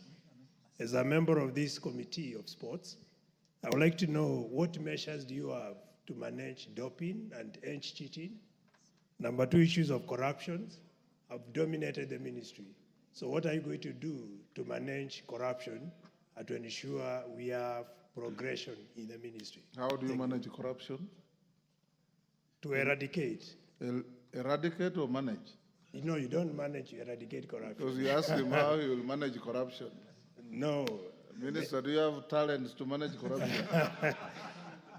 Yeah, because that question is tied with the Stoli projects. We have so many Stoli projects, and the main issue is corruption. Thank you. Yes, Milemba. Thank you, Honorable Speaker, and thank you, Waziri. Honorable Speaker, Waziri is also the most valuable player on the football field for Bunge FC as the striker. Congratulations.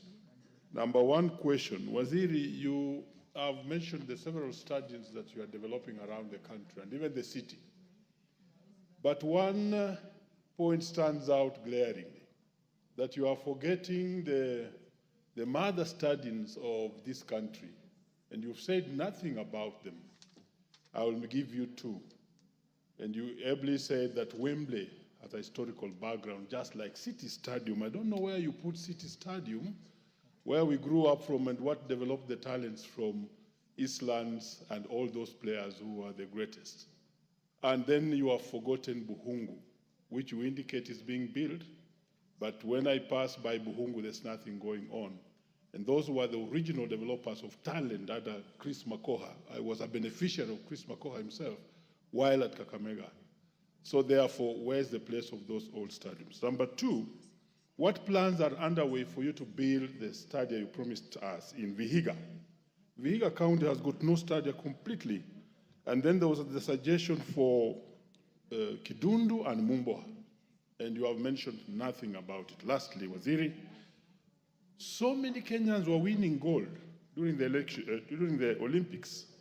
But those Kenyans, you see, this name is Keter or Kipketich, and then all of a sudden you realize this person is a Canadian. What is happening that the best athletes are running for other countries and not Kenya? Thank you. Member for Kamukunji. Thank you, Mr. Speaker, for the opportunity, and I'll wanted just to tell the Minister, Murkomen, that a very... Why aren't you upstanding? I have, you know, I have disabilities and I have a broken, broken leg. So, okay. Is it all right? Go ahead, but I've previously seen you stand up to talk. That's why I'm asking. But go ahead. I know your disability. Thank you, Mr. Speaker. And I wanted to, first of all, tell the Minister that a very important and a large local soccer tournament, the Kamkunji Peace Tournament 2024, is taking place in my constituency at the moment, bringing in 48 teams from across the 5 wards. But the conditions in which they play, the field in which they play, the fields in which they play are in a very bad condition. And my new Kamkunji is one of the districts or constituencies that produce some of the best football talent that we have in this country historically. I just wanted to see whether there is any contribution that your ministry could make for the large number of urban youth in our capital city, a capital city of 5 million people.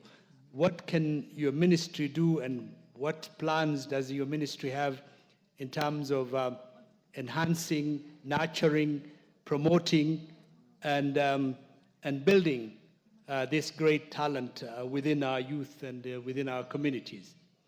The second element is also whether you could come out, perhaps as you do with other sports. For example, I've seen you're a very enthusiastic marathon person. Maybe one of these days you should also come and see some of our youth playing out in the field so that they can see that there's a commitment to promote and encourage young people in sports. Thank you. Lelmengit, let's take those 7, then you answer. We'll do another round, members, so hold your horses. Thank you, Mr. Speaker, for this opportunity. First, I would like to thank the CS for answering a number and elaborating some of the issues raised.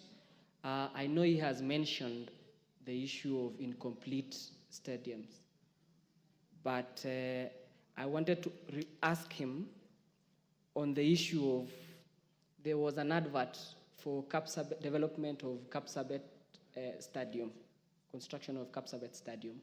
The advert that ran out on 26th October last year. It was advertised, it was tendered, and we were still waiting for the tender processes, evaluation, and whatever. But up to date, I don't know what stopped in between. And I know the project was for financial year 2023-2024. So I presume that the funds were available then. Secondly, Mr. Speaker, recently we have had several suicidal cases among us, the young athletes, particularly in Nandi County. Late last year and early this year, we've lost a number of them through suicide. Is there a plan for the government or the CS to set up psychosocial support desks, probably in every county, so that we can always, these people can get some advices whenever they have problems, guidance, and such kind of issues? Thank you, Mr. Speaker. Minister, you can answer those 7. Then we will pick another round. Thank you, Mr. Speaker. Mr. Speaker, let me start with, I think it was Honorable KJ. Yes.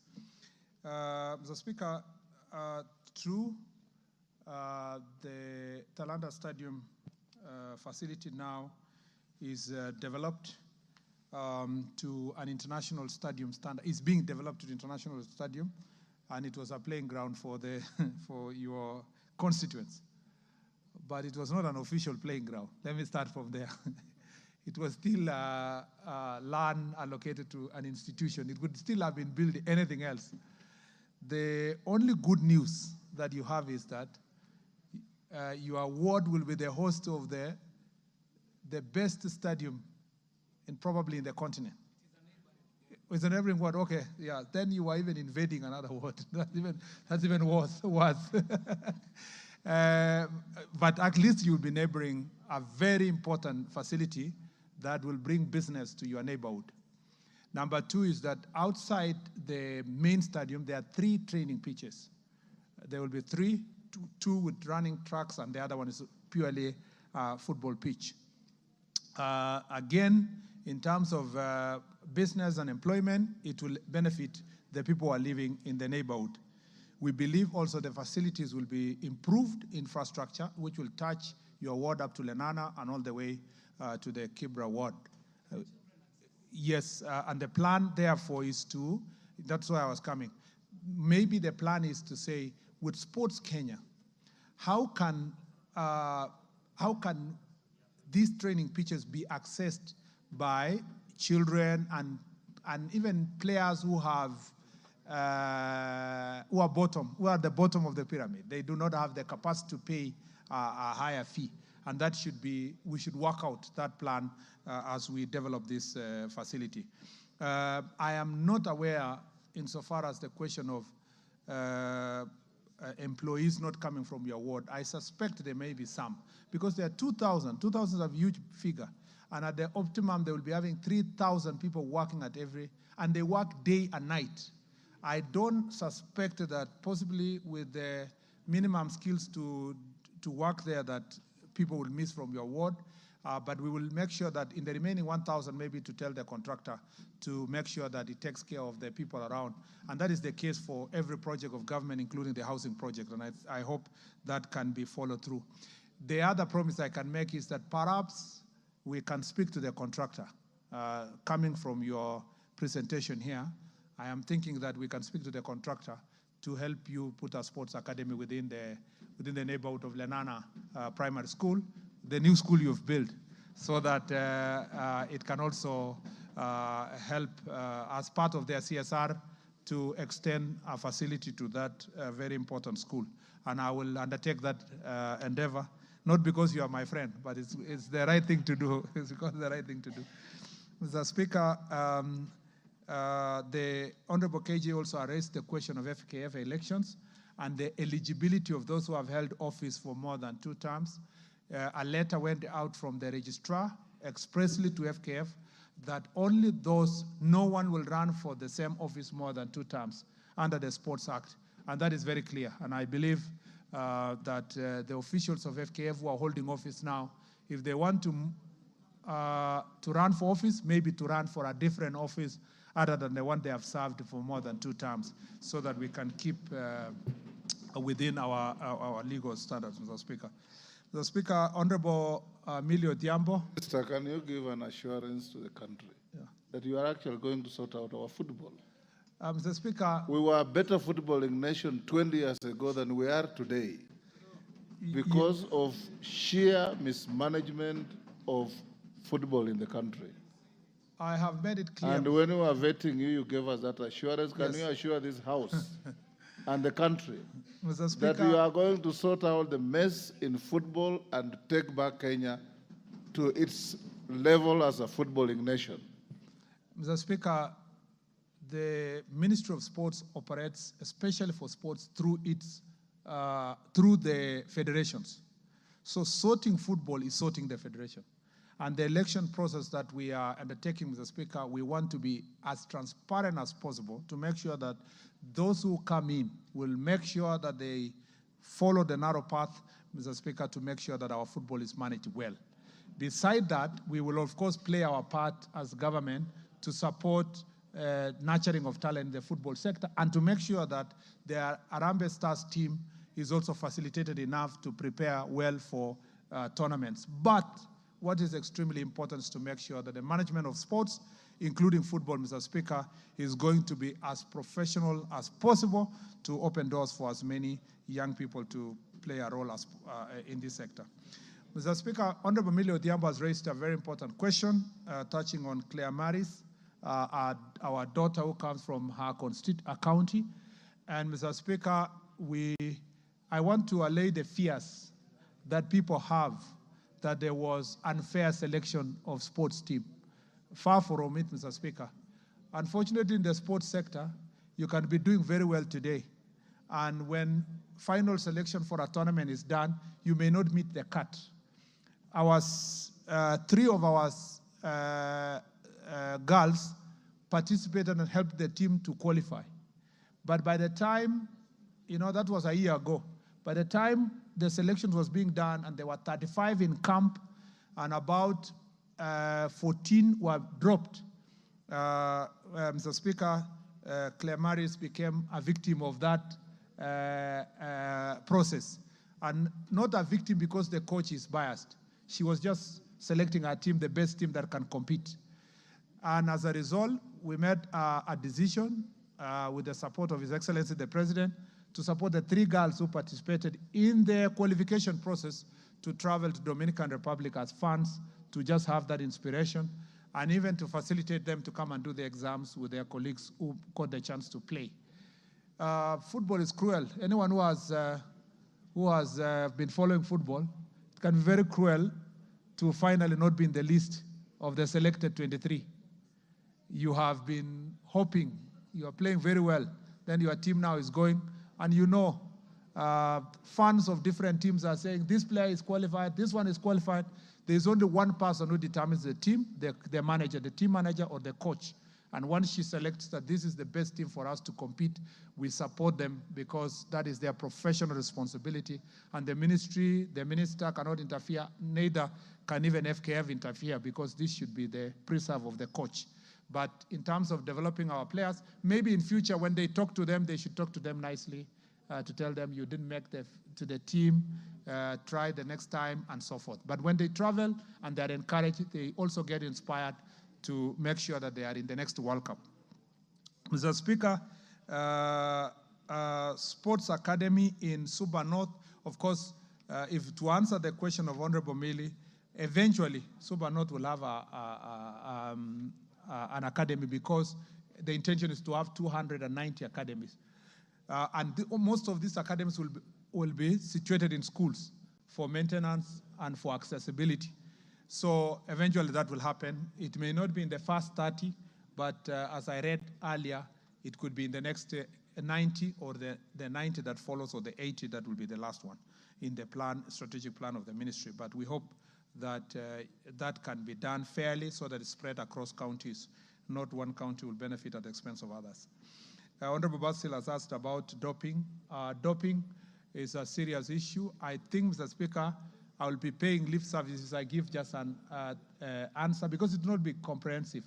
But the program we have for anti-doping program is so comprehensive. There is one agreement we made with the World International Athletics Federation when Lord Sebastian Coe came around, and we agreed that we called Enhanced Program, which is a 3-year program. Is it 3 years? Yes, 3-year program to make sure that we do better testing and better facilities. But comprehensively, we need the budget.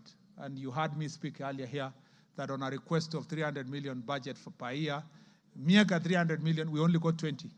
And that sector requires our proper support.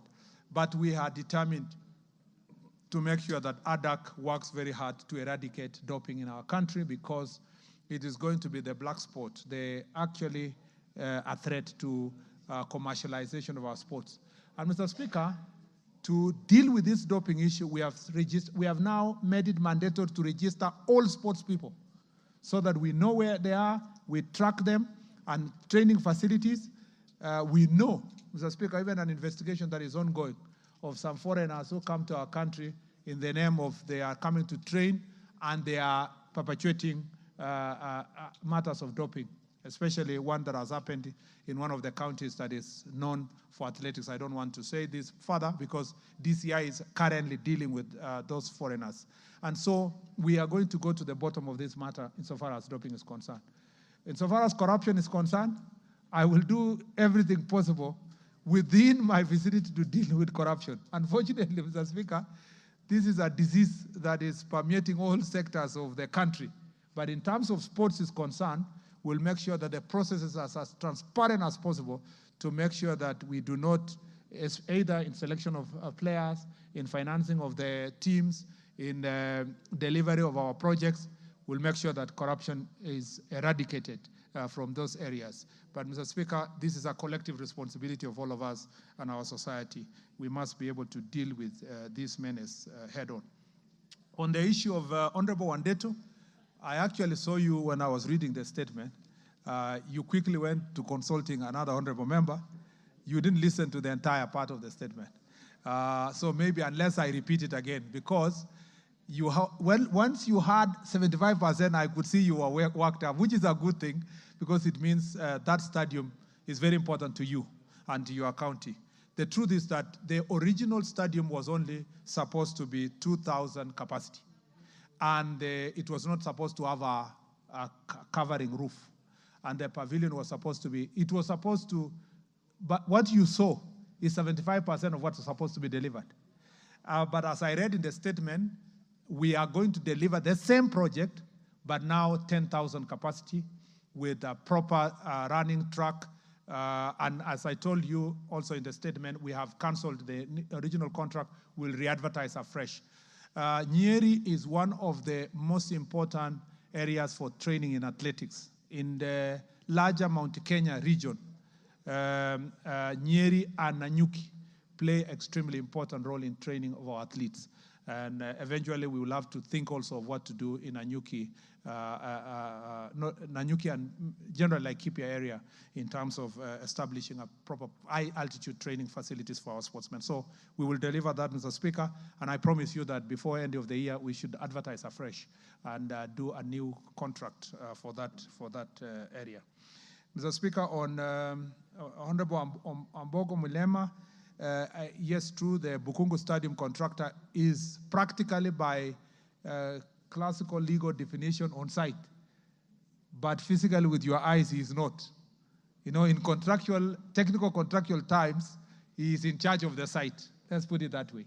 But he may not be progressing as we should because of agreeing on a few issues, including financial issues. We'll make sure that we support Bukungu Stadium to complete the part that was handed over or taken over by national government, because part of it had already been done by county government. So there are legal consultations and issues that we need to sort between us and the county. On the Vihiga County, let me say this.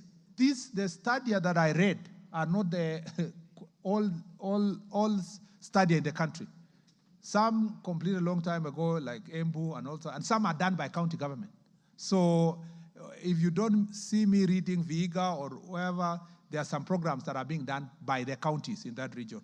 and others are flagship projects. That's why in your neighborhood, Bugungu Stadium is being taken care of. And to deal with the Viga, as part of the Sports Academy, Joe Kadenge Sports Academy is going to be constructed. It's part of the 30 sports academies that are going to be constructed that have actually been advertised already. Yes, and then on Honorable, yes, you asked another question. Why do we have athletes called Kipketer and Yavi and others running for other countries? Why are they?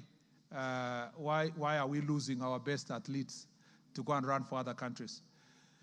Mr. Speaker, the choice of a Kenyan taking over citizenship and running for another country is not peculiar to Kenya. You know, Mr. Speaker, that the reason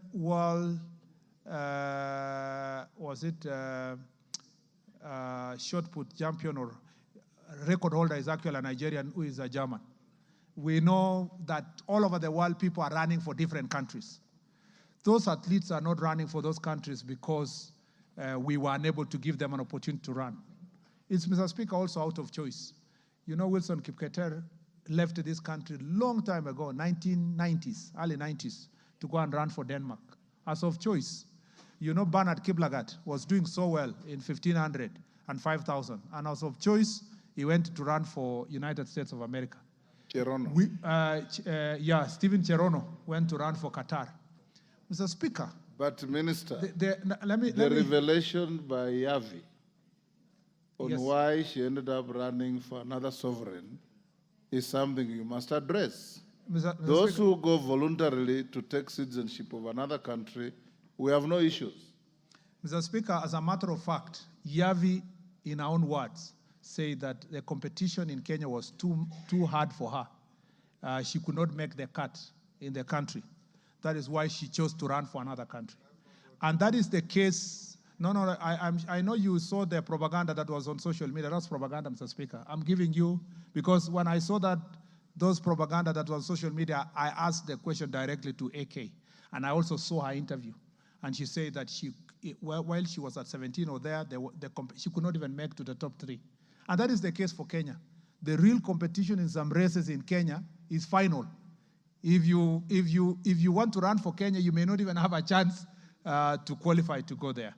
And having gone to another country, she has done exceptionally well. What I wanted to say in conclusion on this statement is that we should be very proud to export other sports people to run for other countries. Because one, they bring foreign exchange to our country. They don't leave the country. They are always here. Mr. Speaker, everything they earn, they invest here. And Mr. Speaker, we should be proud.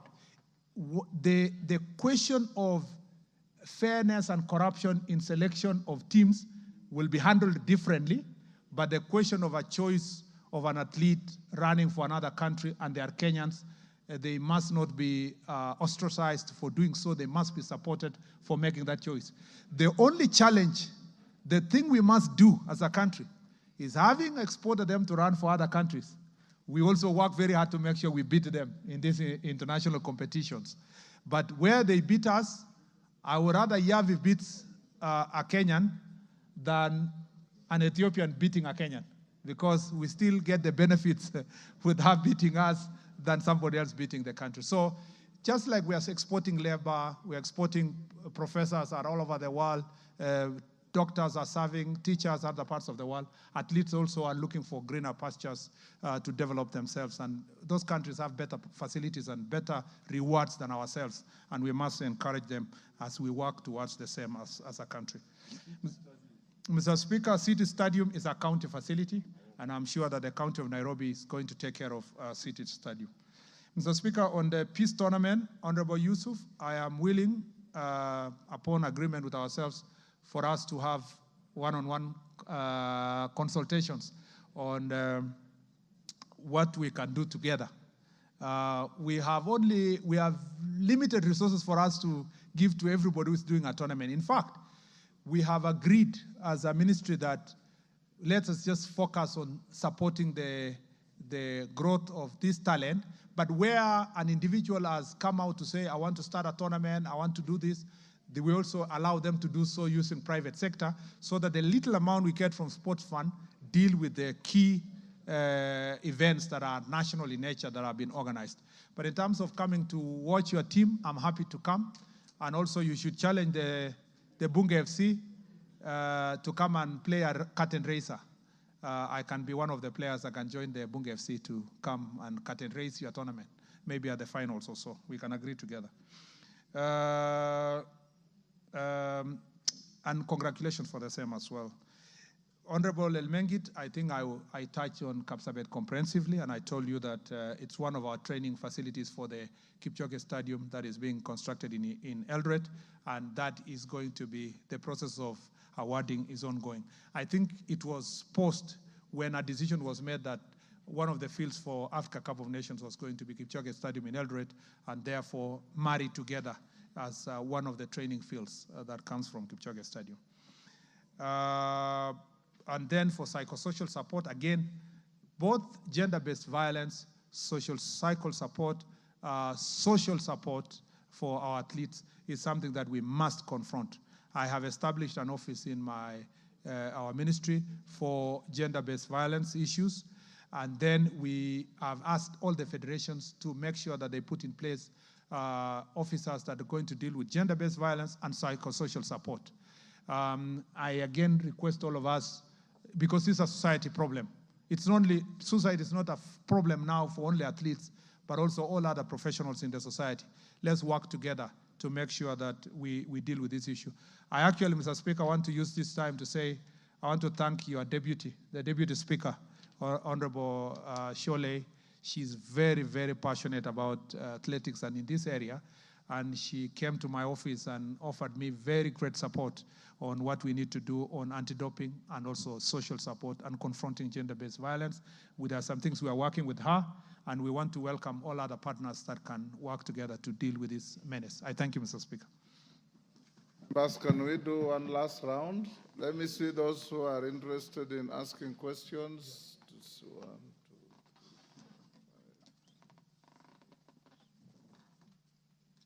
Yeah, we can take all of you, provided you ask only one question. If you do more than one, I'll truncate the mic. Maungu? Thank you, Speaker. Though I'll seek your indulgence, I'd planned to ask two questions, Mr. Speaker. We just ask one. Maybe I wish to ask a question on sports funds.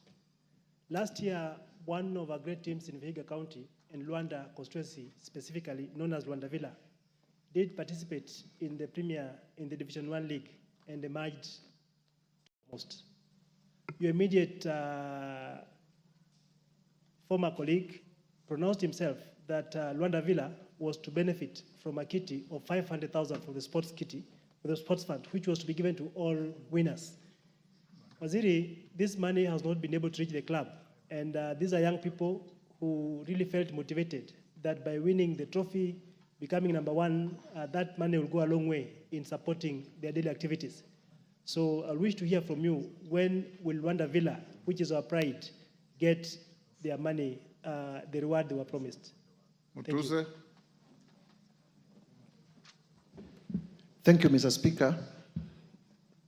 In the interest of time, could the Minister inform the House and Kenyans the plans that the Ministry has for Ngaka Talent Center in Makindu Ward of Kibwezi West constituency?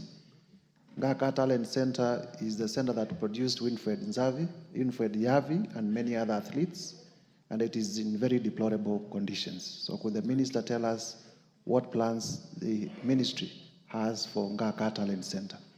Guzia? Thank you, Speaker. I'm privileged. I sit in that sports committee, Mr. Speaker. Thank you very much, CS. My question is, how much is the new stadium costing taxpayers, and who is doing it?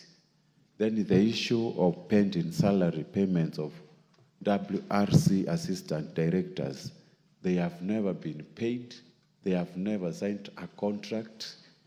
When are you planning to pay them, and when are they going to sign the contracts? Thank you. Thank you, CNN. Lenguris?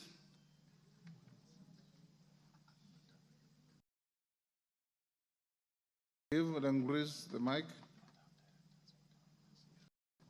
Thank you, Mr. Speaker, and thank you, the Waziri, for the elaborate explanation of the work that you do at the ministry, and we really appreciate. Mine is not a question, but a request.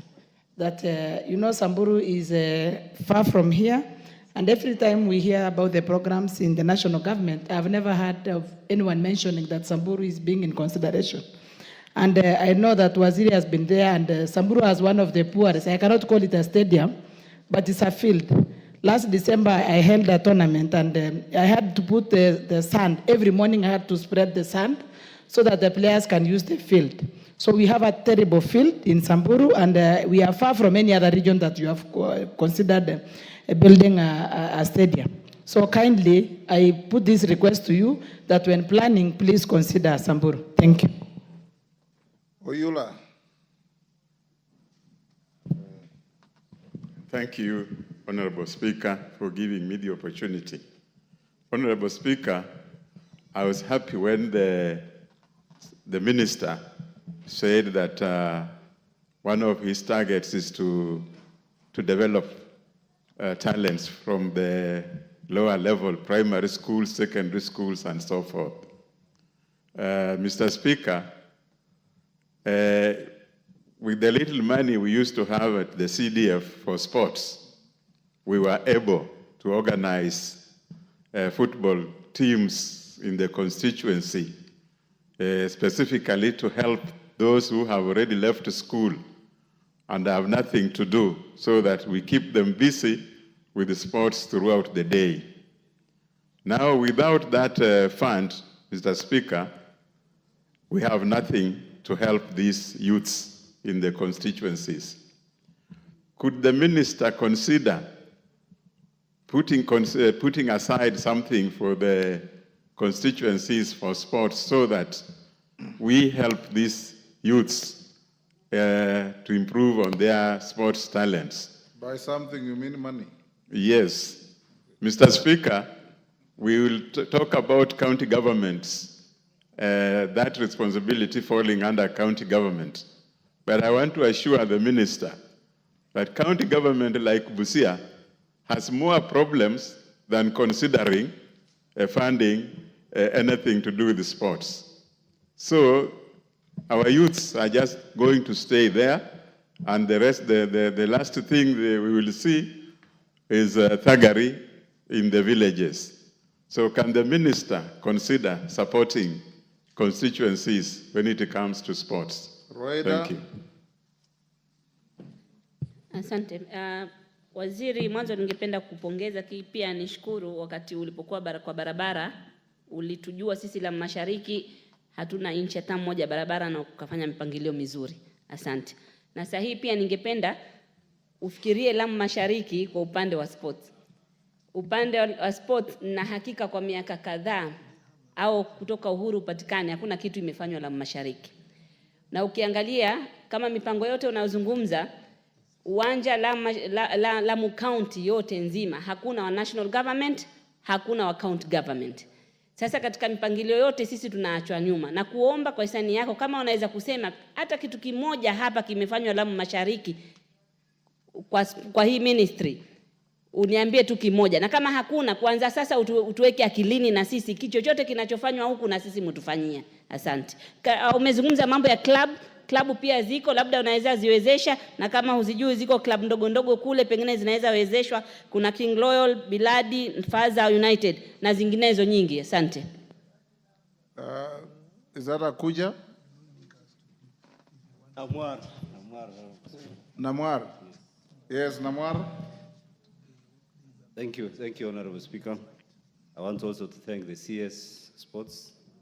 Honorable Speaker, my take is to actually acknowledge the importance of sports and to thank the Minister, CS Murkomen, for taking it seriously. And for me, I give the background of OKM tournament that is solely resource mobilized by the CS and also forming an integral part on peace. My take, Honorable Speaker, is how can he be able to allocate funds and call it sports for peace, especially in those far-plucked areas like Turkana, West Pokot, Samburu, and the rest. I will really appreciate he has been in Turkana, especially in Lodwar, where I come from and represent, and I will wish if we can also do a stadium in that place, so that we can nurture sports and also promote peace. Thank you. Parashina. Okay, thank you, Mr. Speaker. First of all, I also need to congratulate the Waziri. Number two, Mr. Speaker, I also need to request that, if possible, we have a kamkunchi with the Waziri. And this is coming out that sports really touches the youth. And many members of parliament, I wonder, when things which have been talked or been addressed, which is very critical to our constituents, are not in the House. I know many people are busy on the issue of impeachment, but let me... My question is about sports. Stop being irrelevant. Okay, let me just ask Mr. Speaker, no problem. Yeah, my question is about if at all we can do the coverage in other areas. For example, Kajiado has not been mentioned, and we have the best runners also. We have best people in javelin.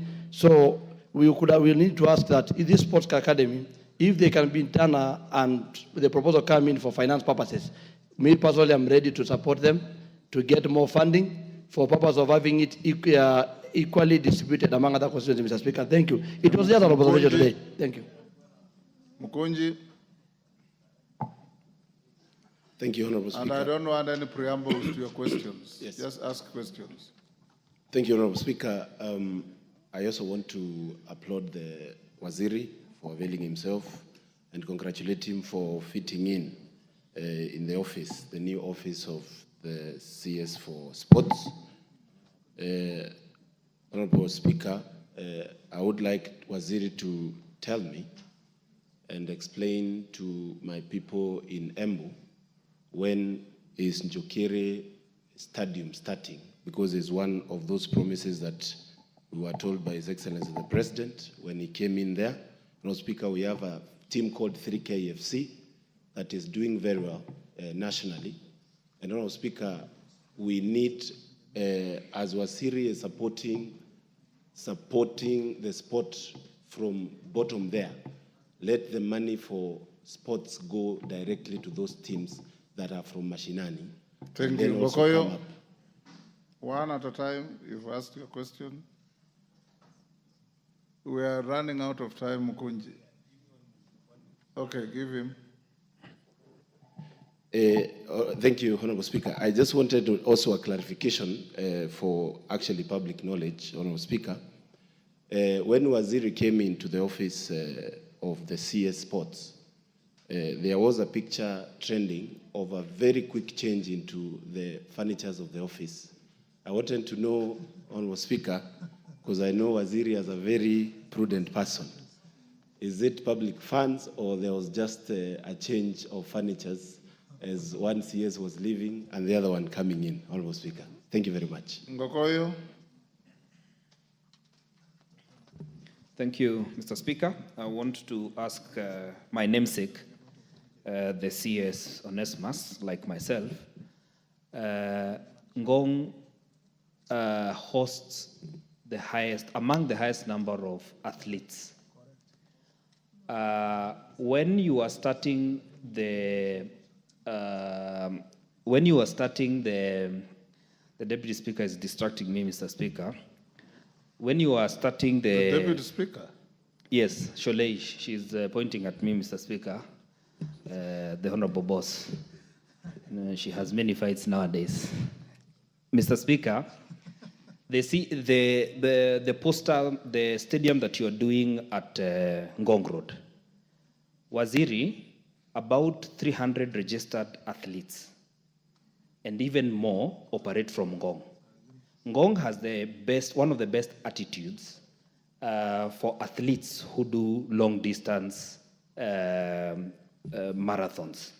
Helen Obiri, in her interview, with international media, mentioned that her greatest disappointment was that she used to train at Ngong, but she used to come for her track training at Nyayo Stadium.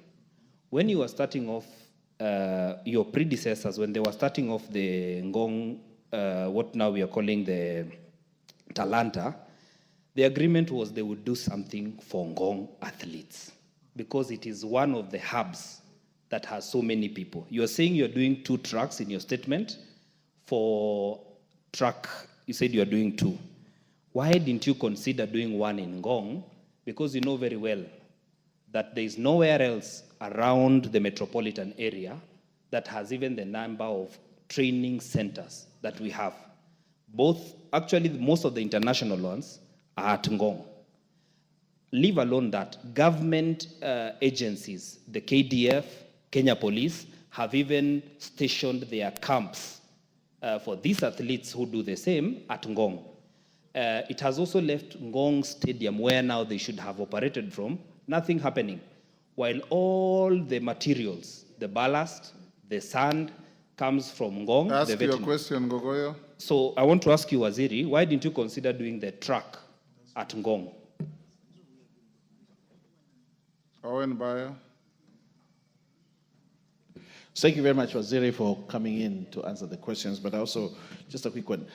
When are you considering building a stadium in the North Coast? You know, the North Coast does not have, we have great talent. Great footballers of Harambee Stars came from Kilifi, Abbas Magongo. You want me to give you the list? But we do not have. We only have Kwale, the new one, Mombasa, Mohamed Abbas. All those big footballers came from Kilifi. Lucky Boys, there used to be a team called Lucky Boys, a big team that was one of the greatest teams in this country. But then, no one has ever considered to look at the North Coast as a home of talent and build a stadium. I ask you, during your tenure, look at it and see what you can do, and make sure that Thank you, the North Owen. Coast has a stadium. You've made your point. Thank you. I see how many more hands. Cases, 1 question. We want to bring this to a close. Those who have just come in, I'm not giving you any time. Thank you so much, Mr. Speaker, and thank you, Waziri. This is the sports person, and you're in the right ministry. Mr. Speaker, just a follow-up on a question by Parashina. I would wish Waziri to state the plans he has to ensure that the spread of sports academies across 290 constituencies are being planned to be executed, because recently we saw a few of them on notice, and we are yearning to know what are progressive plans. Lastly, the issue of athletes, and thank you for considering sports at Gachagua'S Stadium. But you are aware, Waziri, that along Iten Road, along Moiben Road, our athletes are really suffering, finding places to train in terms of risk of accidents on the road. Are there deliberate plans to organize a road all the way to Iten, side of the road, so that we allow our athletes, especially the long-distance runners, to use those areas and save them against the risk of engaging or getting knocked by the motorist on the road, and you know all the ulabalu. I thank you on the issue of gender-based violence. It's now a serious phenomenon within our community, being that athlete community. We need to do something deliberate. Thank you. Society. That has been asked. Minister, can you quickly answer all those? Thank you very much, Speaker. First of all, let me say that Honorable Maungu. Just hold on, Minister. Yes, Women Rep Nakuru. What is the issue? Just hold on, Minister. Thank you, Mr. Speaker, sir, for giving me this opportunity. Thank you, CS, for appearing before us, and congratulations on behalf of Nakuru County. My question to you, Bana CS, is about the Olenguruani Stadium. Olenguruani Stadium was started 10 years ago. It was constructed and nothing went on. So I want to just hear from you what kind of intervention will you give to Olenguruani Stadium? We are suffering, our youths are suffering because of this stadium that has installed from Kureso. Minister, Thank can you proceed?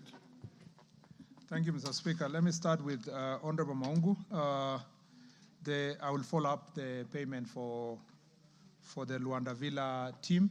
who are the winners of the Super League, Division 1 League. I will follow up on the same to make sure that they are paid, and also a few other sportsmen and women whose money has not been disbursed. We'll make sure that that is done expeditiously. Honorable Mutuse, Nganga Training Center. Ngaga, okay. It is not in the immediate, the ones that have been advertised. But as we've discussed with you, we'll make it a great, should be prioritized in the next one to make sure that it is taken care of. Honorable CNN, Charles, how much is the cost of the new stadium? I think, Mr. Speaker, I don't have the figures here because we contracted the AFCON stadiums through defense. But maybe in the next supplementary, I should be able to supply the same, either here or through the committee, the relevant committee for that matter. I was trying to text a colleague on the other side, but because we are here, it's not been possible. We do not have directors for World Rally Championship. We just have a committee. So we have no directors who have not been paid. But if there is any complaint, it should be addressed specifically. The funny thing about this sector is that you have so many people carrying so many papers asking so many demanding certain payments of contracted works, where this one and that, I was a director, I was a committee member, and so forth. So we're trying to streamline to ensure that the record is kept well. And if you are not part of the record, you cannot be contracted as an afterthought after the fact. Honorable Pauline Samburu, I agree. I actually, when I sat in that office after 2 weeks, I realized that nobody talks about Lamu, nobody talks about Tana River, Garissa, Wajir, Mandera, Marsabit, Turkana. That all northern belt, including West Pokot, nobody mentions whether they need a stadium or they don't. I think there is a general mentality that stadiums are supposed to be in all the islands, so-called white islands and so forth. That should not be the case. And I think Kilifi falls in that category of the marginalized areas. I promise, and I want to say this, I promise that progressively we will make sure that we do affirmative action. The same way I did with in the Ministry of Roads and Transport, I will be very deliberate also in the Ministry of Sports to make sure those areas are considered for for stadium development. We have Samburu then being part and parcel of that area affected, and Isiolo and so forth. Honorable Oyula, as that's about CDF. Unfortunately, Mheshimiwa, this falls back to yourself. It's upon this House to look at the CDF Act and ask yourselves why were you not able to finance sports, and yet sports is education. So it's sports, for as long as you're supporting education, you should be supporting sports because it is a part of the facilities of education.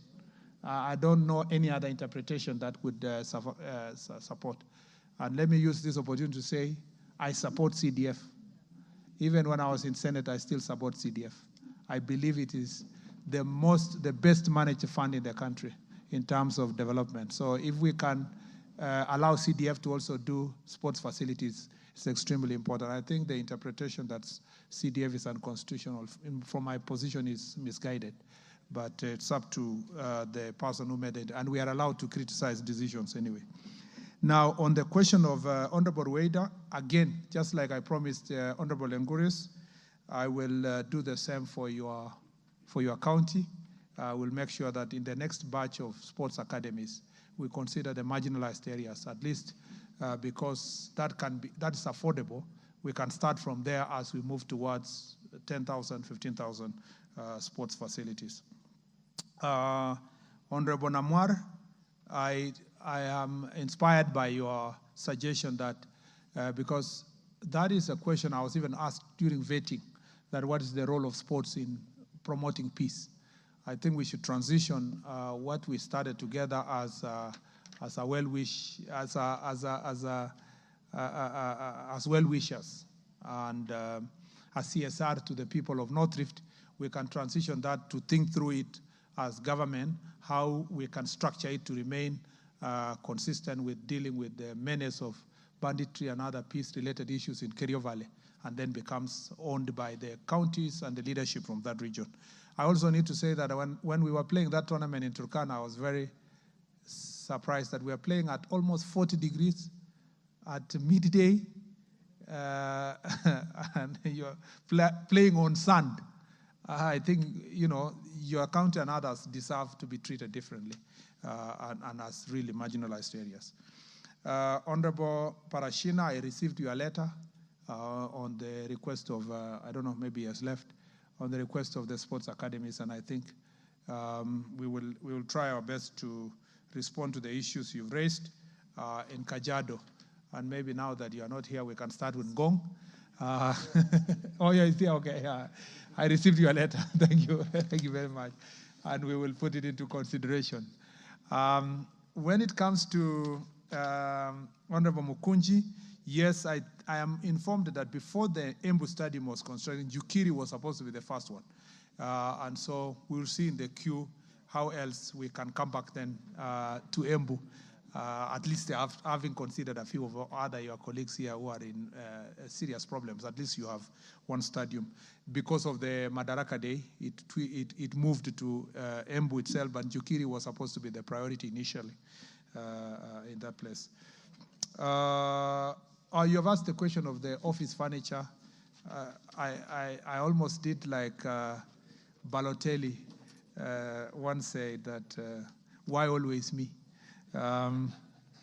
The furniture issue is not, the cabinet secretary does not furnish offices, and neither does the cabinet secretary procure furniture for furnishing offices. The truth of the matter is that the furniture that is established there is part of furnishing Talanta offices. We have not occupied Talanta fully yet. In fact, the PS office is still squatting somewhere. They are completing. And also the PS youth has not moved to Talanta because for people who know, it's a new building. So it's being redone, and then after it is done, it will all be furnished.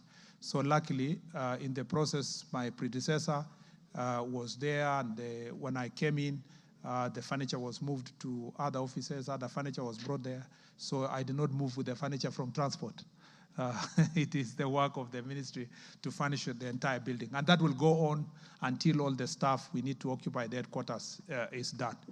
And why I said, why always me, is that people are saying the furniture is very beautiful. Yet it's a furniture that is in all other ministry offices, as you may have gone to other offices across the country. But I'm used to that now. Honorable Ngogoyo, very true. I had a meeting recently with Mary Mora after she came from the Diamond League. She's also trained there. She came with the athlete Cheriot. And we had a long discussion about what we should do with Ngong.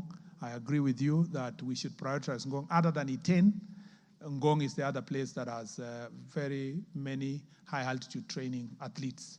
And we are going to do something to make sure that that is sorted. Both the stadium there for track events, but also the routes that are going to be used to run along the hills.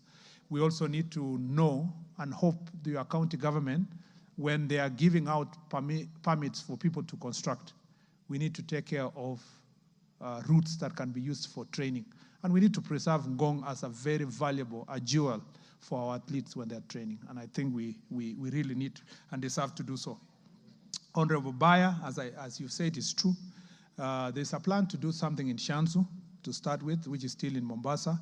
And I believe that we should also move to Kilifi County to make sure that you have a proper facility. But what we want to do in Shanzu is of international standard, the equivalent of Nyayo, or somewhere between Nyayo and Kasarani, or between Nyayo and Talanta, something, because it's a low altitude, competitions take place in places like the coast region.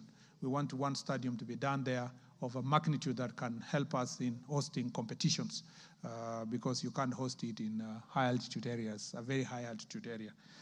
Honorable Ruto, I agree that we need to safeguard the roads or roadsides for running by our athletes. When I was in the Ministry of Roads, we had worked together with if you go to Ite now, our plan was to make sure that we safeguard running tracks with Maram. You don't need to put the tarmac in the side roads for running. And I think that should go on. I believe that my colleagues in the roads and transport sector will continue the good work, the plans that we had to make sure that this is achieved, not just in Elgeyo Marakwet alone, in all the training areas across the country, especially where people are running. And this will help.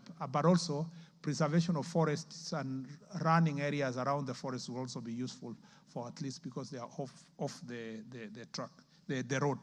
And we can avoid accidents that happen to people like Geoffrey Kamwaror. And we were unable to have him for international competitions. Lastly is Honorable Liza has asked about Olenguruwani Stadium. That stadium is a county facility. And we believe that if you can work together with the county government of Nakuru, you should be able to deliver a good facility for Olenguruwani. But also, as we work towards delivery of the sports academy for Kuresoi North, yeah? Is that north or south? South, that's south. As we work towards eventually doing the academy for Kuresoi South, that may be an area to be considered for construction, depending. We have also some other projects we are working with development partners, and we will see whether we can identify that one area, because we know that is the home of Faith, Kiviego, and many other athletes, and that's the neighborhood also of Beatrice, Chebet. So we know that that area produces also some of the top athletes in the country.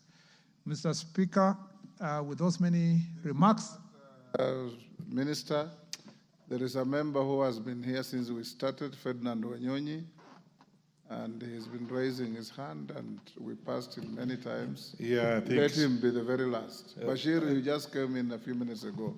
Now let me talk first. Thank you very much, Mr. Speaker. Ask your question. First of all, I want to thank you for this very good report on the preparation for 2027 CAF preparation. Now, you've not mentioned Trans Nzoia in the Kitale Stadium, which is actually under construction. And I was just wondering, CS, with a lot of talent in Trans Nzoia, why this has not been done? You've not done anything on it. And I was requesting if you could have even the CSR contractor in Eldoret to do the CSR and complete this particular stadium, because Trans Nzoia has a lot of talent. You not mentioned that, and I was just wondering whether I should remind you on the same, because that's part of the North Rift, and I want you to do something about it. Lastly and not least, I just want to make a statement. Bwana CS, we are going to have people coming from all over the country, all over the world. And Kenya, you know, there's a lot of this thuggery of the youths. Please make sure that you stress on the security of the people who come so that you don't get embarrassed. At the same time, the accommodation for the visitors, again, you have not mentioned. I want you to mention that as well, because it's very important. We want to give a very good image of our country. And so those preparations should have been mentioned here so I can be able to see where they can interject. Thank you, Mr. Speaker. Minister, that's the very last. Mr. Yes, Speaker. Bashir, sorry, Minister. Bashir, Yes. when the Speaker says is the last one, respect it. Thank you very much, Honorable Speaker. You know, in other places it's mentioned that it's ongoing, it's stalled, but in Northeastern, Wajir, Mandera, Garissa. He has covered the whole area and said you are marginalized. He's going to give you affirmative action. But Mr. Speaker, I want him to come out very, very clear to say that something will be done in Wajir, in Mandera, and Garissa, without saying that something like marginalized. So, Mr. Honorable CS, What plans do you have for Wajir, Mandera, and Garissa, and the other northern Kenya counties, specifically those that don't have stadiums? Please give timelines so that we know that you will be able to start at what date and something like that. Give us timelines of starting stadiums in those regions. Thank you. Minister. Mr. Speaker, on Honorable Wanyonyi's question, the Kitale Stadium is a county facility, so and it is being done by the county. Until such time that we can have a partnership, if need be, in future, we will see what to do. But at the moment, it's being done and managed by the county government of Trans Nzoia. Number two is that we have the issue of, you are very right, preparation for AFCON is not just infrastructure. Today, I just came with infrastructure. But I shall be chairing an intergovernmental meeting for cabinet secretaries to discuss now to prepare for the overall preparation, which is infrastructure, airports, the roads, the security, what kind of security is going to be done, housing, you know. But also this is an opportunity for people to invest in AFCON. You know, look for and tap into the opportunities that exist for you to invest, whether in hotels, in the vicinity of the important stadia, whether you are going to provide transport facilities, and so forth, Mr. Speaker. So I agree with the Honorable Ferdinand Wanyonyi that I should come back perhaps again next year, sometime next year, to now talk about government preparedness comprehensively for the tournament beyond the sports facility, Mr. Speaker, including now how we're preparing the Harambee Stars and so forth. On the question of Honorable Bashir, I don't need to repeat myself, Mr. Speaker. The reality is that there was no plan at the moment. And the truth is that we need to have a plan to build, at least in that region, at least one 10,000-seater, an international kind of a stadium in that region. The only thing that exists at the moment in the plan is the advertised Tarbaj Academy, which is part of the 30 academies that had already been advertised. But a proper stadium, as I have said, and I reiterate, that region requires affirmative action from the national government. I thank you.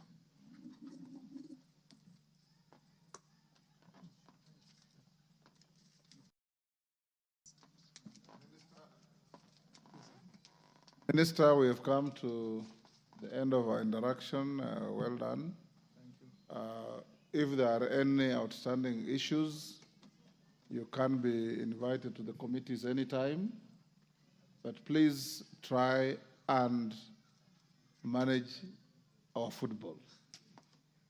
Number two, in other jurisdictions, these foreigners who come for high altitude training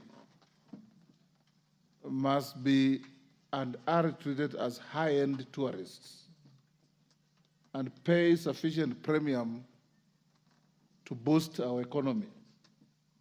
I don't know what plans you have for those high-altitude training. You remember the Radcliffes and all those fellows who train in your county, renting little huts and not contributing to this economy, and then going to be world beaters because they have enjoyed our serene facilities.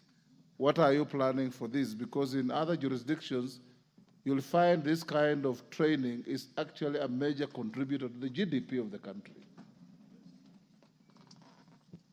Mr. Speaker, I truly recognize your passion for football and, and organization of our football. And I, from vetting to today to when I meet you privately, you have always insisted that... Even when we watch Arsenal together. Yeah, even always... when we watch Arsenal suffer together, Mr. Speaker. I believe that, Mr. Speaker, we need to sort that area. And so thank you for the support you are giving me and the support being given by the members of parliament.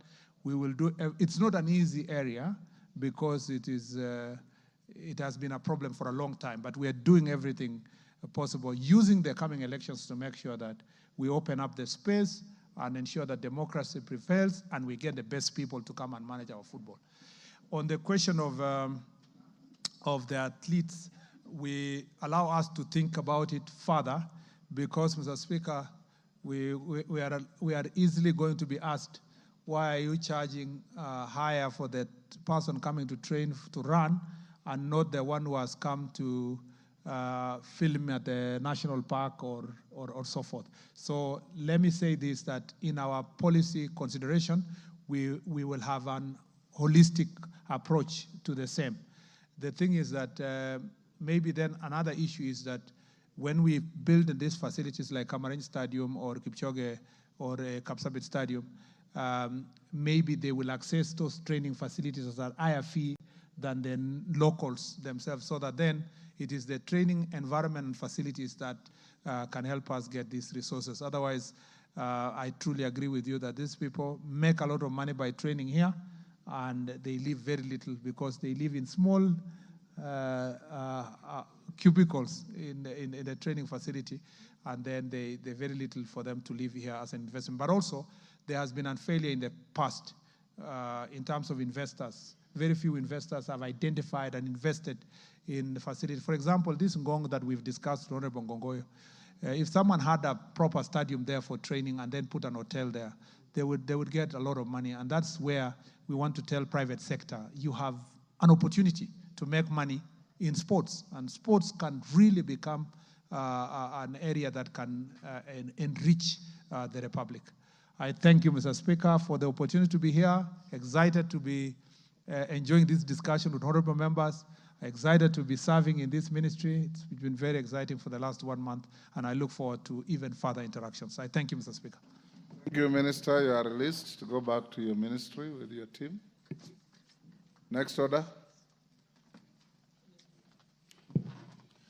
Order number 11, motion, ratification of the protocol to the That is the Cabinet Secretary for Youth Affairs, Creative Economy and Sports, Honorable Kipchumba Murkomen, leaving the chambers this evening. He is the Cabinet Secretary who was responding to various questions that had been forwarded to him by various members of the National Assembly, and he has just concluded responding to those concerns as forwarded to his ministry.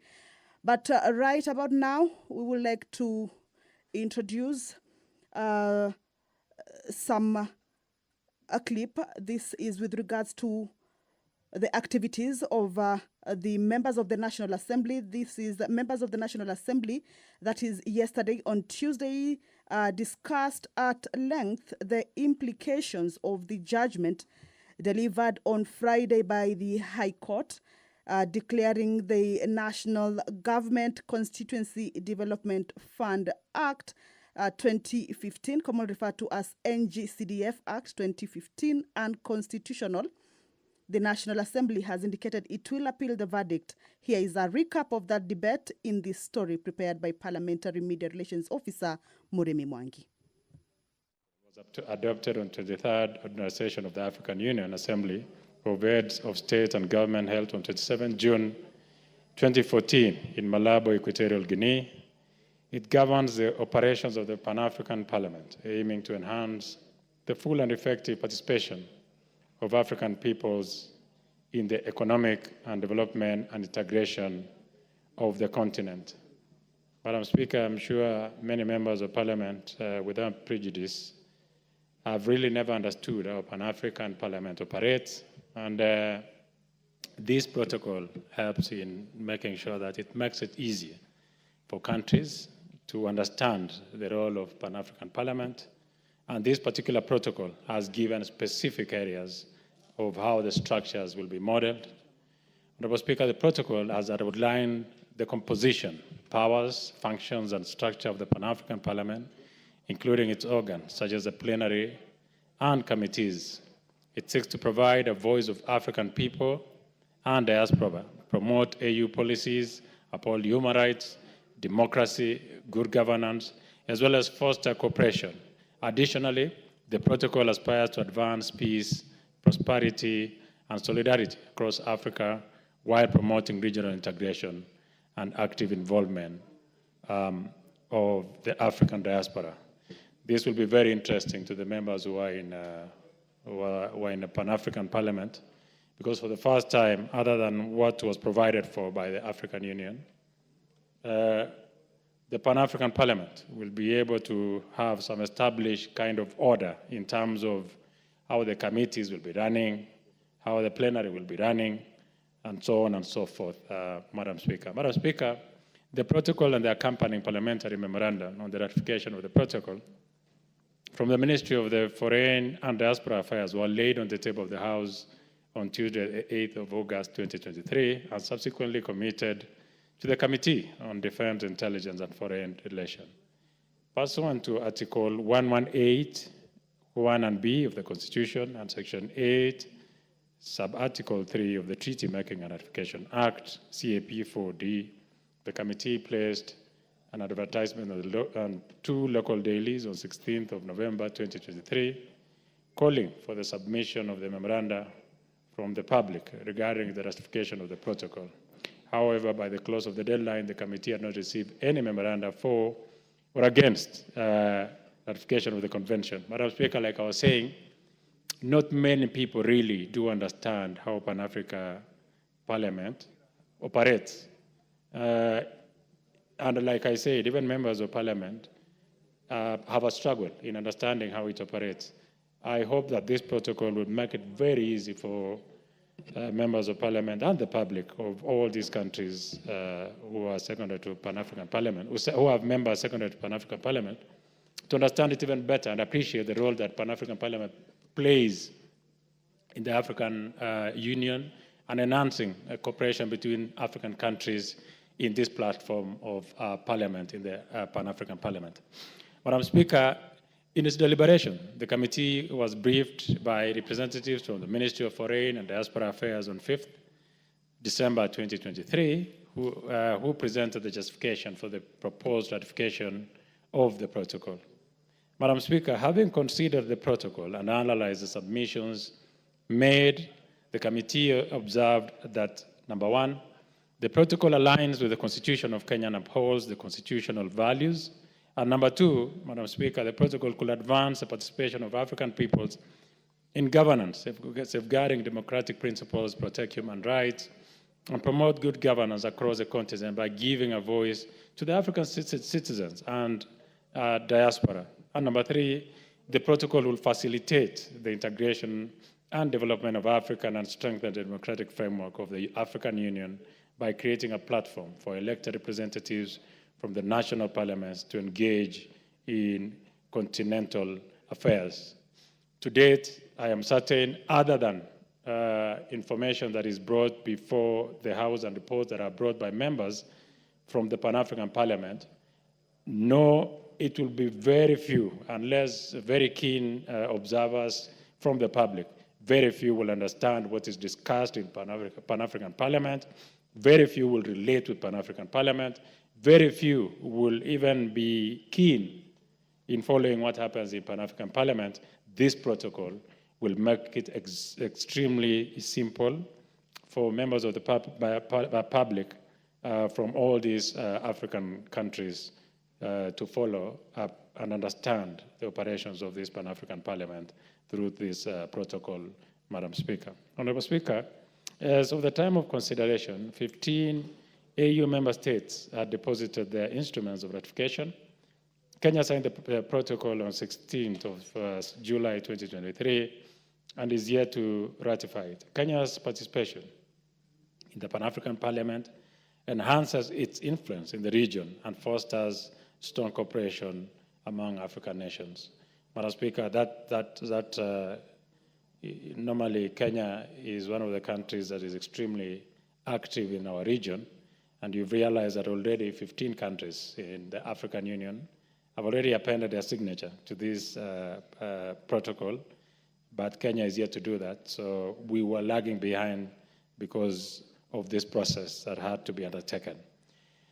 By Madam Speaker, by engaging with parliamentarians from across the continent, Kenya can address shared challenges and develop collective solutions. Furthermore, Madam Speaker, participation in Pan-African Parliament enables Kenya to contribute to shaping regional policies that promote peace, security, and socioeconomic development.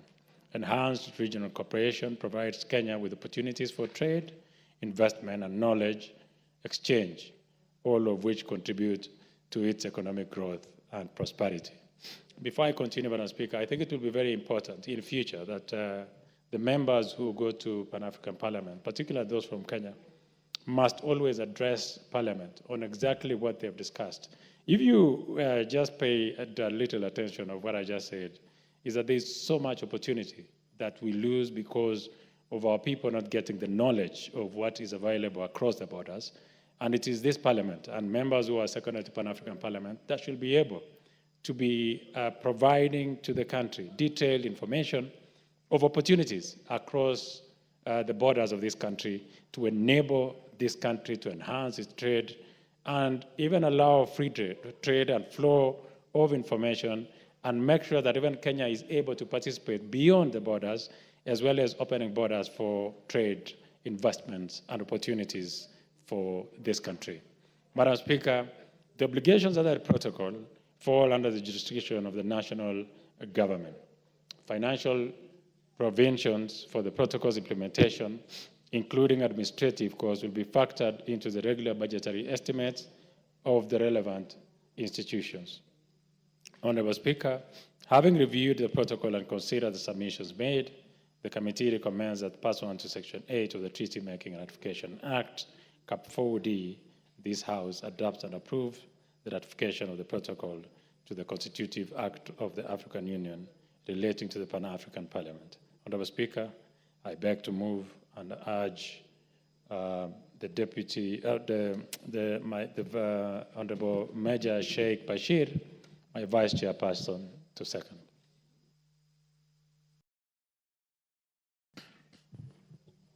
Just a point of correction, Chairperson, before the seconder moves. You mentioned that the Pan-African Parliament doesn't bring its reports to this House. In fact, it does. And it's the report of the extraordinary session of the 6th Pan-African Parliament is in order number 20. So that can be corrected in the Hansard. I correct that. Actually, my point was that the report must even be subjected, not just to the tabling on this House and even debating it. Many people don't understand it. So there has to be other ways of making sure that the information that is brought to this House, other than what is available on the Hansard, is able to reach the public. That is what this protocol is trying to achieve. Okay, I'm glad for the clarification then now. You may proceed, Seconder. Thank you very much, Madam Speaker. Madam Speaker, I wish to second the motion that this House approves the ratification of the protocol to the Constitutive Act of the African Union relating to the Pan-African Parliament. Honorable Speaker, the establishment of the Pan-African Parliament was first emphasized in the treaty establishing the African Economic Community. This treaty aimed to harmonize policies among existing and future economic communities as a means to gradually establish the African Economic Community. It outlined a phased approach to its realization, culminating in the final stage where the Pan-African Parliament will be established, with the members elected through continental universal suffrage. The treaty recognized the Pan-African Parliament as one of the essential organs of the African Economic Community, and Article 14 provided for the establishment of this Parliament, that is the Pan-African Parliament, to ensure the full participation of African people in the continent's economic development and integration. Honorable Speaker, the protocol to the Constitutive Act of the African Union relating to the Pan-African Parliament, adopted by the member states of the African Union, establishes the legal framework governing the functioning of the Pan-African Parliament. It aims to ensure the full participation of African states in the continent's economic development and integration. The Pan-African Parliament serves as a platform for representatives from across Africa to engage in discussions and decision-making on the challenges and opportunities facing the continent. The vision behind the Pan-African Parliament was to provide a common platform for African peoples, both within the continent and in the diaspora, to contribute to the dialogue on Africa's development and integration. Honorable Speaker, Kenya as a country stands to gain significant benefits from ratifying this protocol, including demonstration of Kenya's commitment to democratic values, inclusivity, and citizen participation. Kenyan parliamentarians will have a platform to engage in the continent decision-making, contribute to policy decisions, discussions, build networks, and advocate for the interests of the Kenyan people at the continental level. 2, align itself with the broader objective of African unity and integration to strengthen its cooperation with other African nations in addressing common challenges and promoting regional stability and fostering economic cooperation.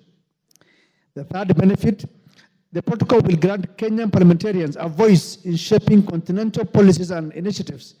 This will allow them to propose resolutions, contribute to discussions on matters such as peace and security, human rights and development, and advocate for positions aligned with Kenya's national interest.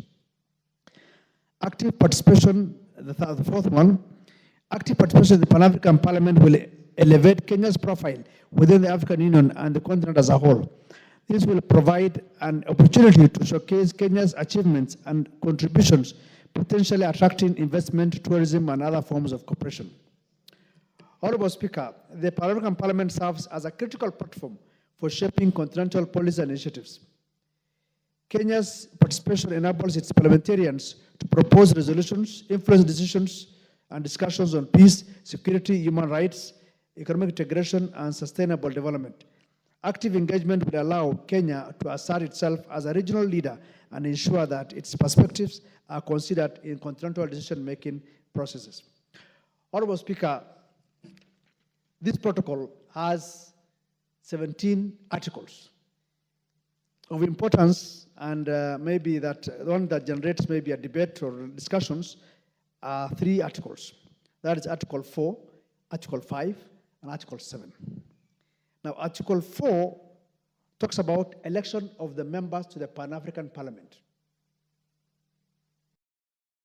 Now, this article proposes that members are elected by the Parliament from outside its members, that is 5 members, and ensuring that there's political diversity.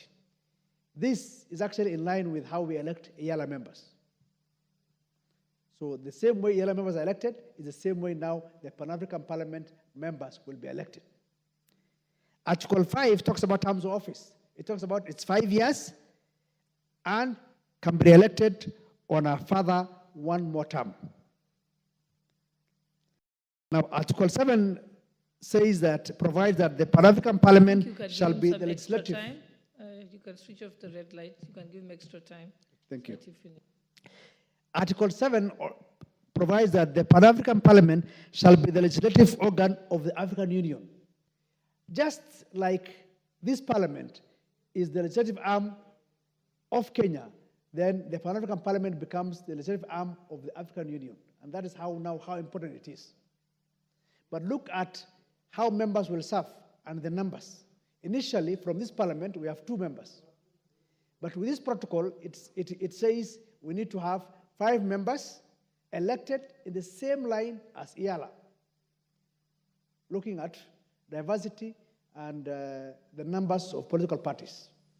And this is very critical because any person who serves in Pan-African Parliament, even if he's elected a member of Parliament and wishes to join Pan-African Parliament, once elected by this House, then resigns and joins Pan-African Parliament. So it's very, very critical. 2, it also talks about once every term of that Parliament or session, the Pan-African Parliament will deliver its report to the African Union, just the same way that they have been doing it here.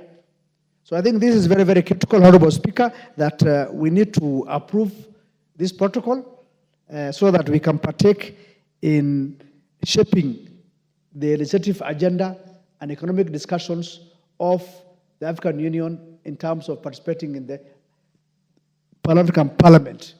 And so, looking at that, Honorable Speaker, having reviewed the protocol and considered the submissions made, I am confident that the ratification of the protocol will advance Kenya's national interest. I therefore urge this House to approve the ratification of the protocol to the Constitutive Act of the African Union relating to the Pan-African Parliament. Honorable Speaker, I second the motion and urge the House to adopt this report. I thank you.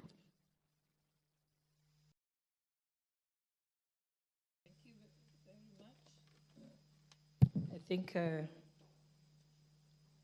now, honorable members, I now propose the question that this House adopts the report of the Departmental Committee on Defense, Intelligence, and Foreign Affairs on its consideration of the protocol to the Constitutive Act of the African Union relating to the Pan-African Parliament, laid on the table of this House on Thursday, 19 September 2024, and pursuant to the provisions of Section 8.4 of the Treaty Making and Ratification Act Cap 4D, and approves the ratification of the protocol to the Constitutive Act of the African Union relating to the Pan-African Parliament.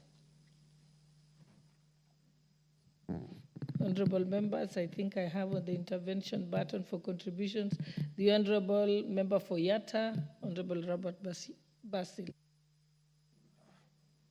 Thank you, Madam Speaker. I had actually slotted to contribute to the Technopolis, but so I think I'll not be able to contribute much of this. Okay, and the Honorable Nikal, were you going to contribute to this one? Yes. You may proceed. Thank you.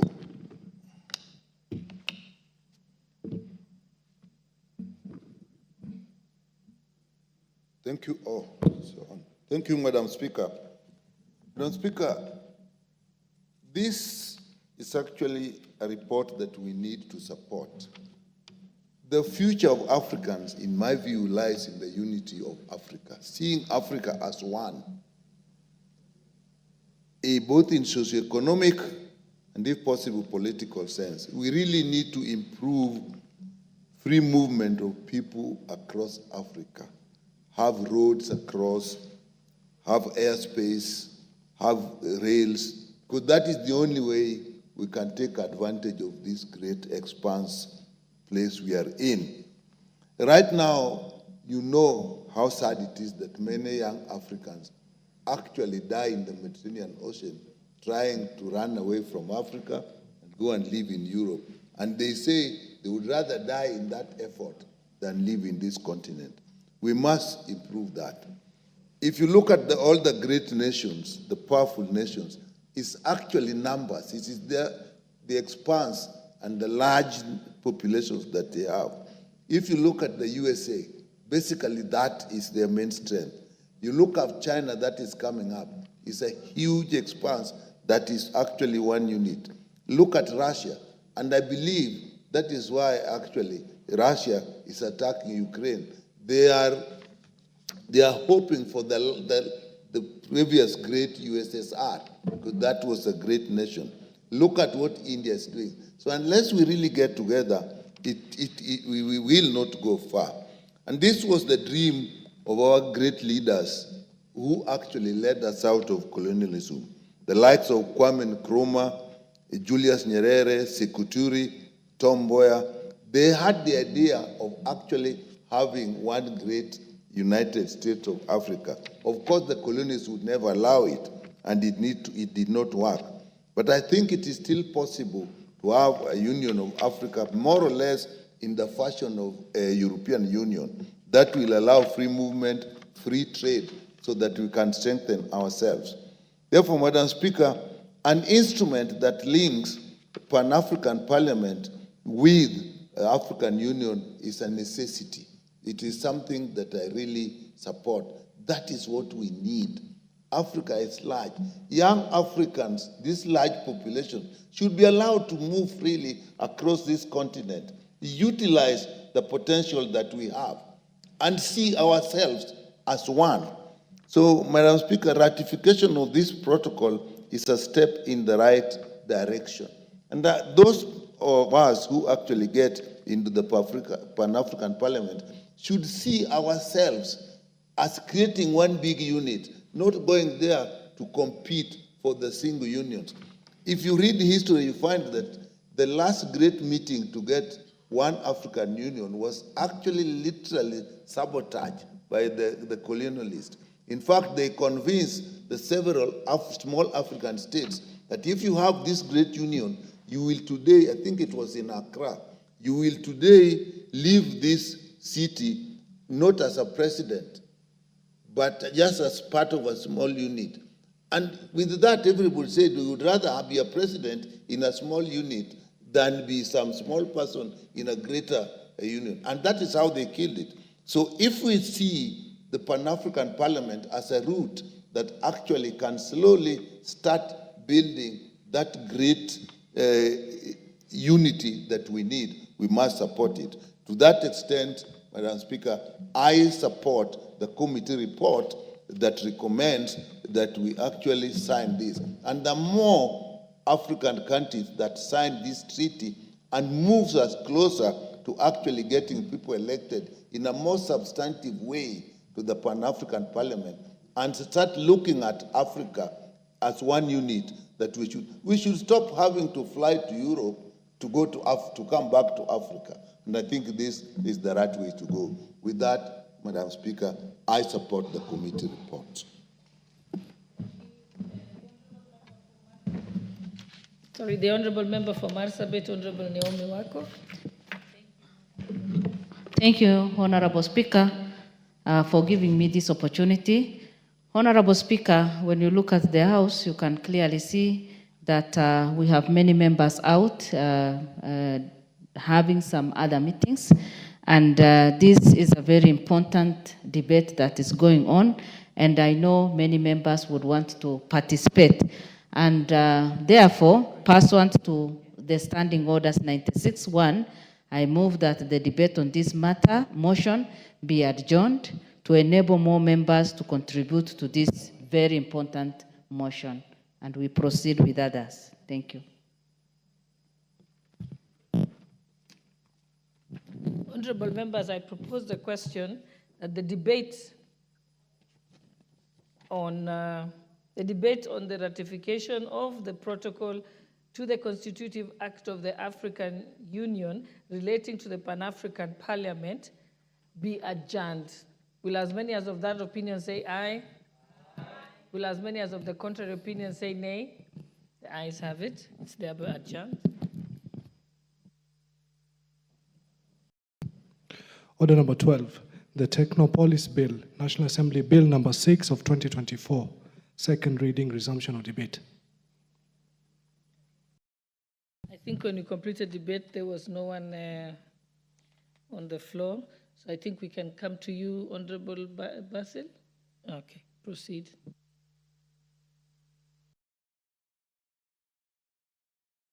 Thank you, Madam Speaker. Although, well, I was not there this particular time when Majority Leader brought the bill. I'd like to say very categorically that Technopolis, basically the industrial parks.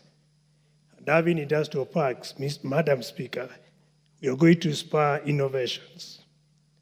Madam Speaker, will be able to attract local investors and foreign investors.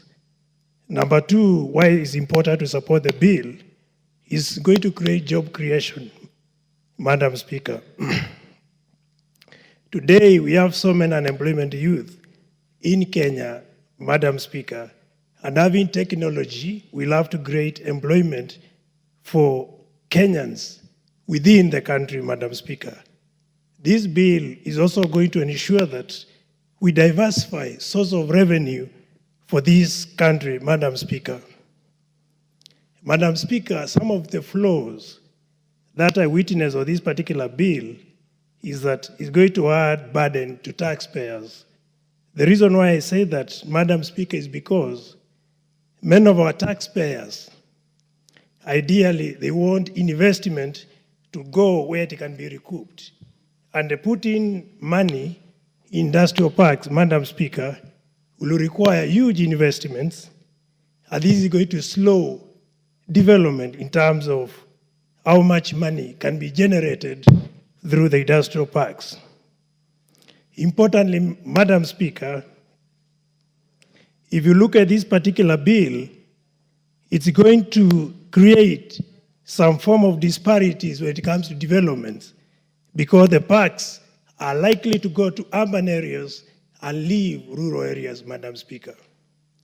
Again, another flaw I see in this particular bill is about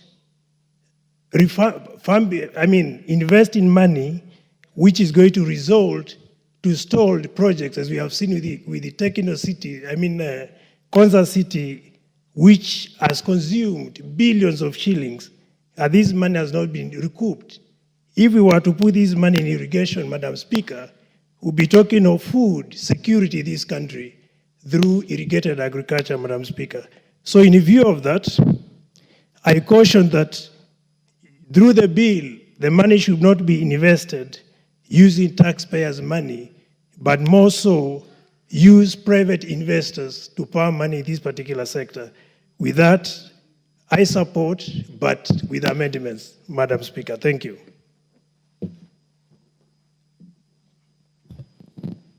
Okay, the Honorable James Nikal, you wanted to speak to this? Thank you once again, Madam Speaker. Today we are having great ideas that are actually receiving not much attention. Madam Speaker, the concept of this Technopolis, which is actually industrial park, is basically for innovation. And the bigger idea behind it, Madam Speaker, is actually the use of knowledge in production. You know, in many countries, these are actually linked to universities, so that you have industry creating industrial parks where university don't actually do research, and the new ideas that are actually generated are immediately applied and commercialized. So that you find that as ideas come, they actually are utilized for production and for improvement of mankind. The greatest thing, Mr. Speaker, is actually what we call the no-do gap, where there is knowledge, but that knowledge is not being used. Historically, the greatest, what we can know in history, where there was knowledge that was never used, is the problem of scurvy, which is vitamin D deficiency. And Mr. Speaker, what happened? People knew for 100 years that scurvy can be treated and prevented by vitamin C for 100 years. And yet, sailors were dying, and this was not being utilized. Until somebody figured out that all you had to do is actually carry some citrus fruit on these long voyages, and that saved sailors. In Africa, people see universities as institutions for training young people. That is mandate number 2. The first mandate of universities is actually to create new knowledge. And if this new knowledge is created, how do we apply it in industry? And I think this Technopolis idea is where you can actually use the new knowledge, link it with industry, and immediately improve production, commercialization, and we'll have production for consumption, production for export, and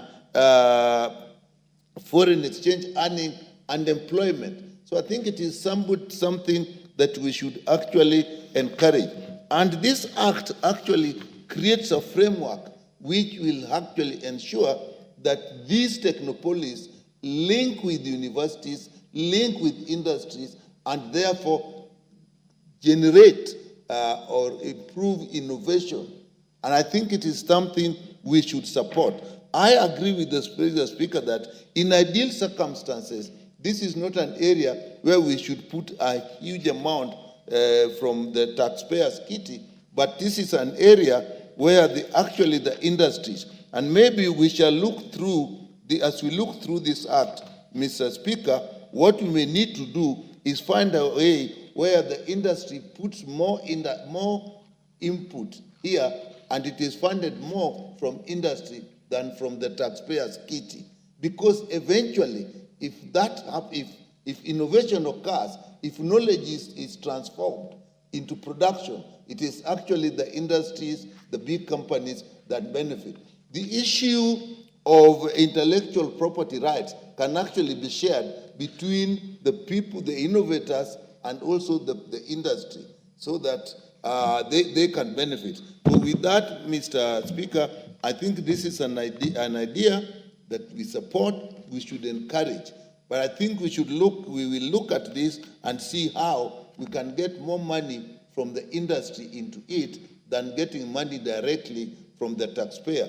Because if we go that direction, then people will see them as just creation of new towns using taxpayers' money, and then it will not serve the purpose for which I think it has been conceived. With that, Mr. Speaker, I support this bill. Very well. What's the point of order, Honourable Member? Speaker, pursuant to Standing Order 35, and looking at the House and the very important business that we have today to debate on, I wish to bring your attention that we don't have a quorum, and I know many members are engaged elsewhere. So I feel this can wait for another time. Thank you, Honorable Speaker. Very well. Honourable Member, you are very right. I can see that there's no quorum in the House, and therefore I want to ask the Sergeant at Arms to ring the quorum bell for 10 minutes.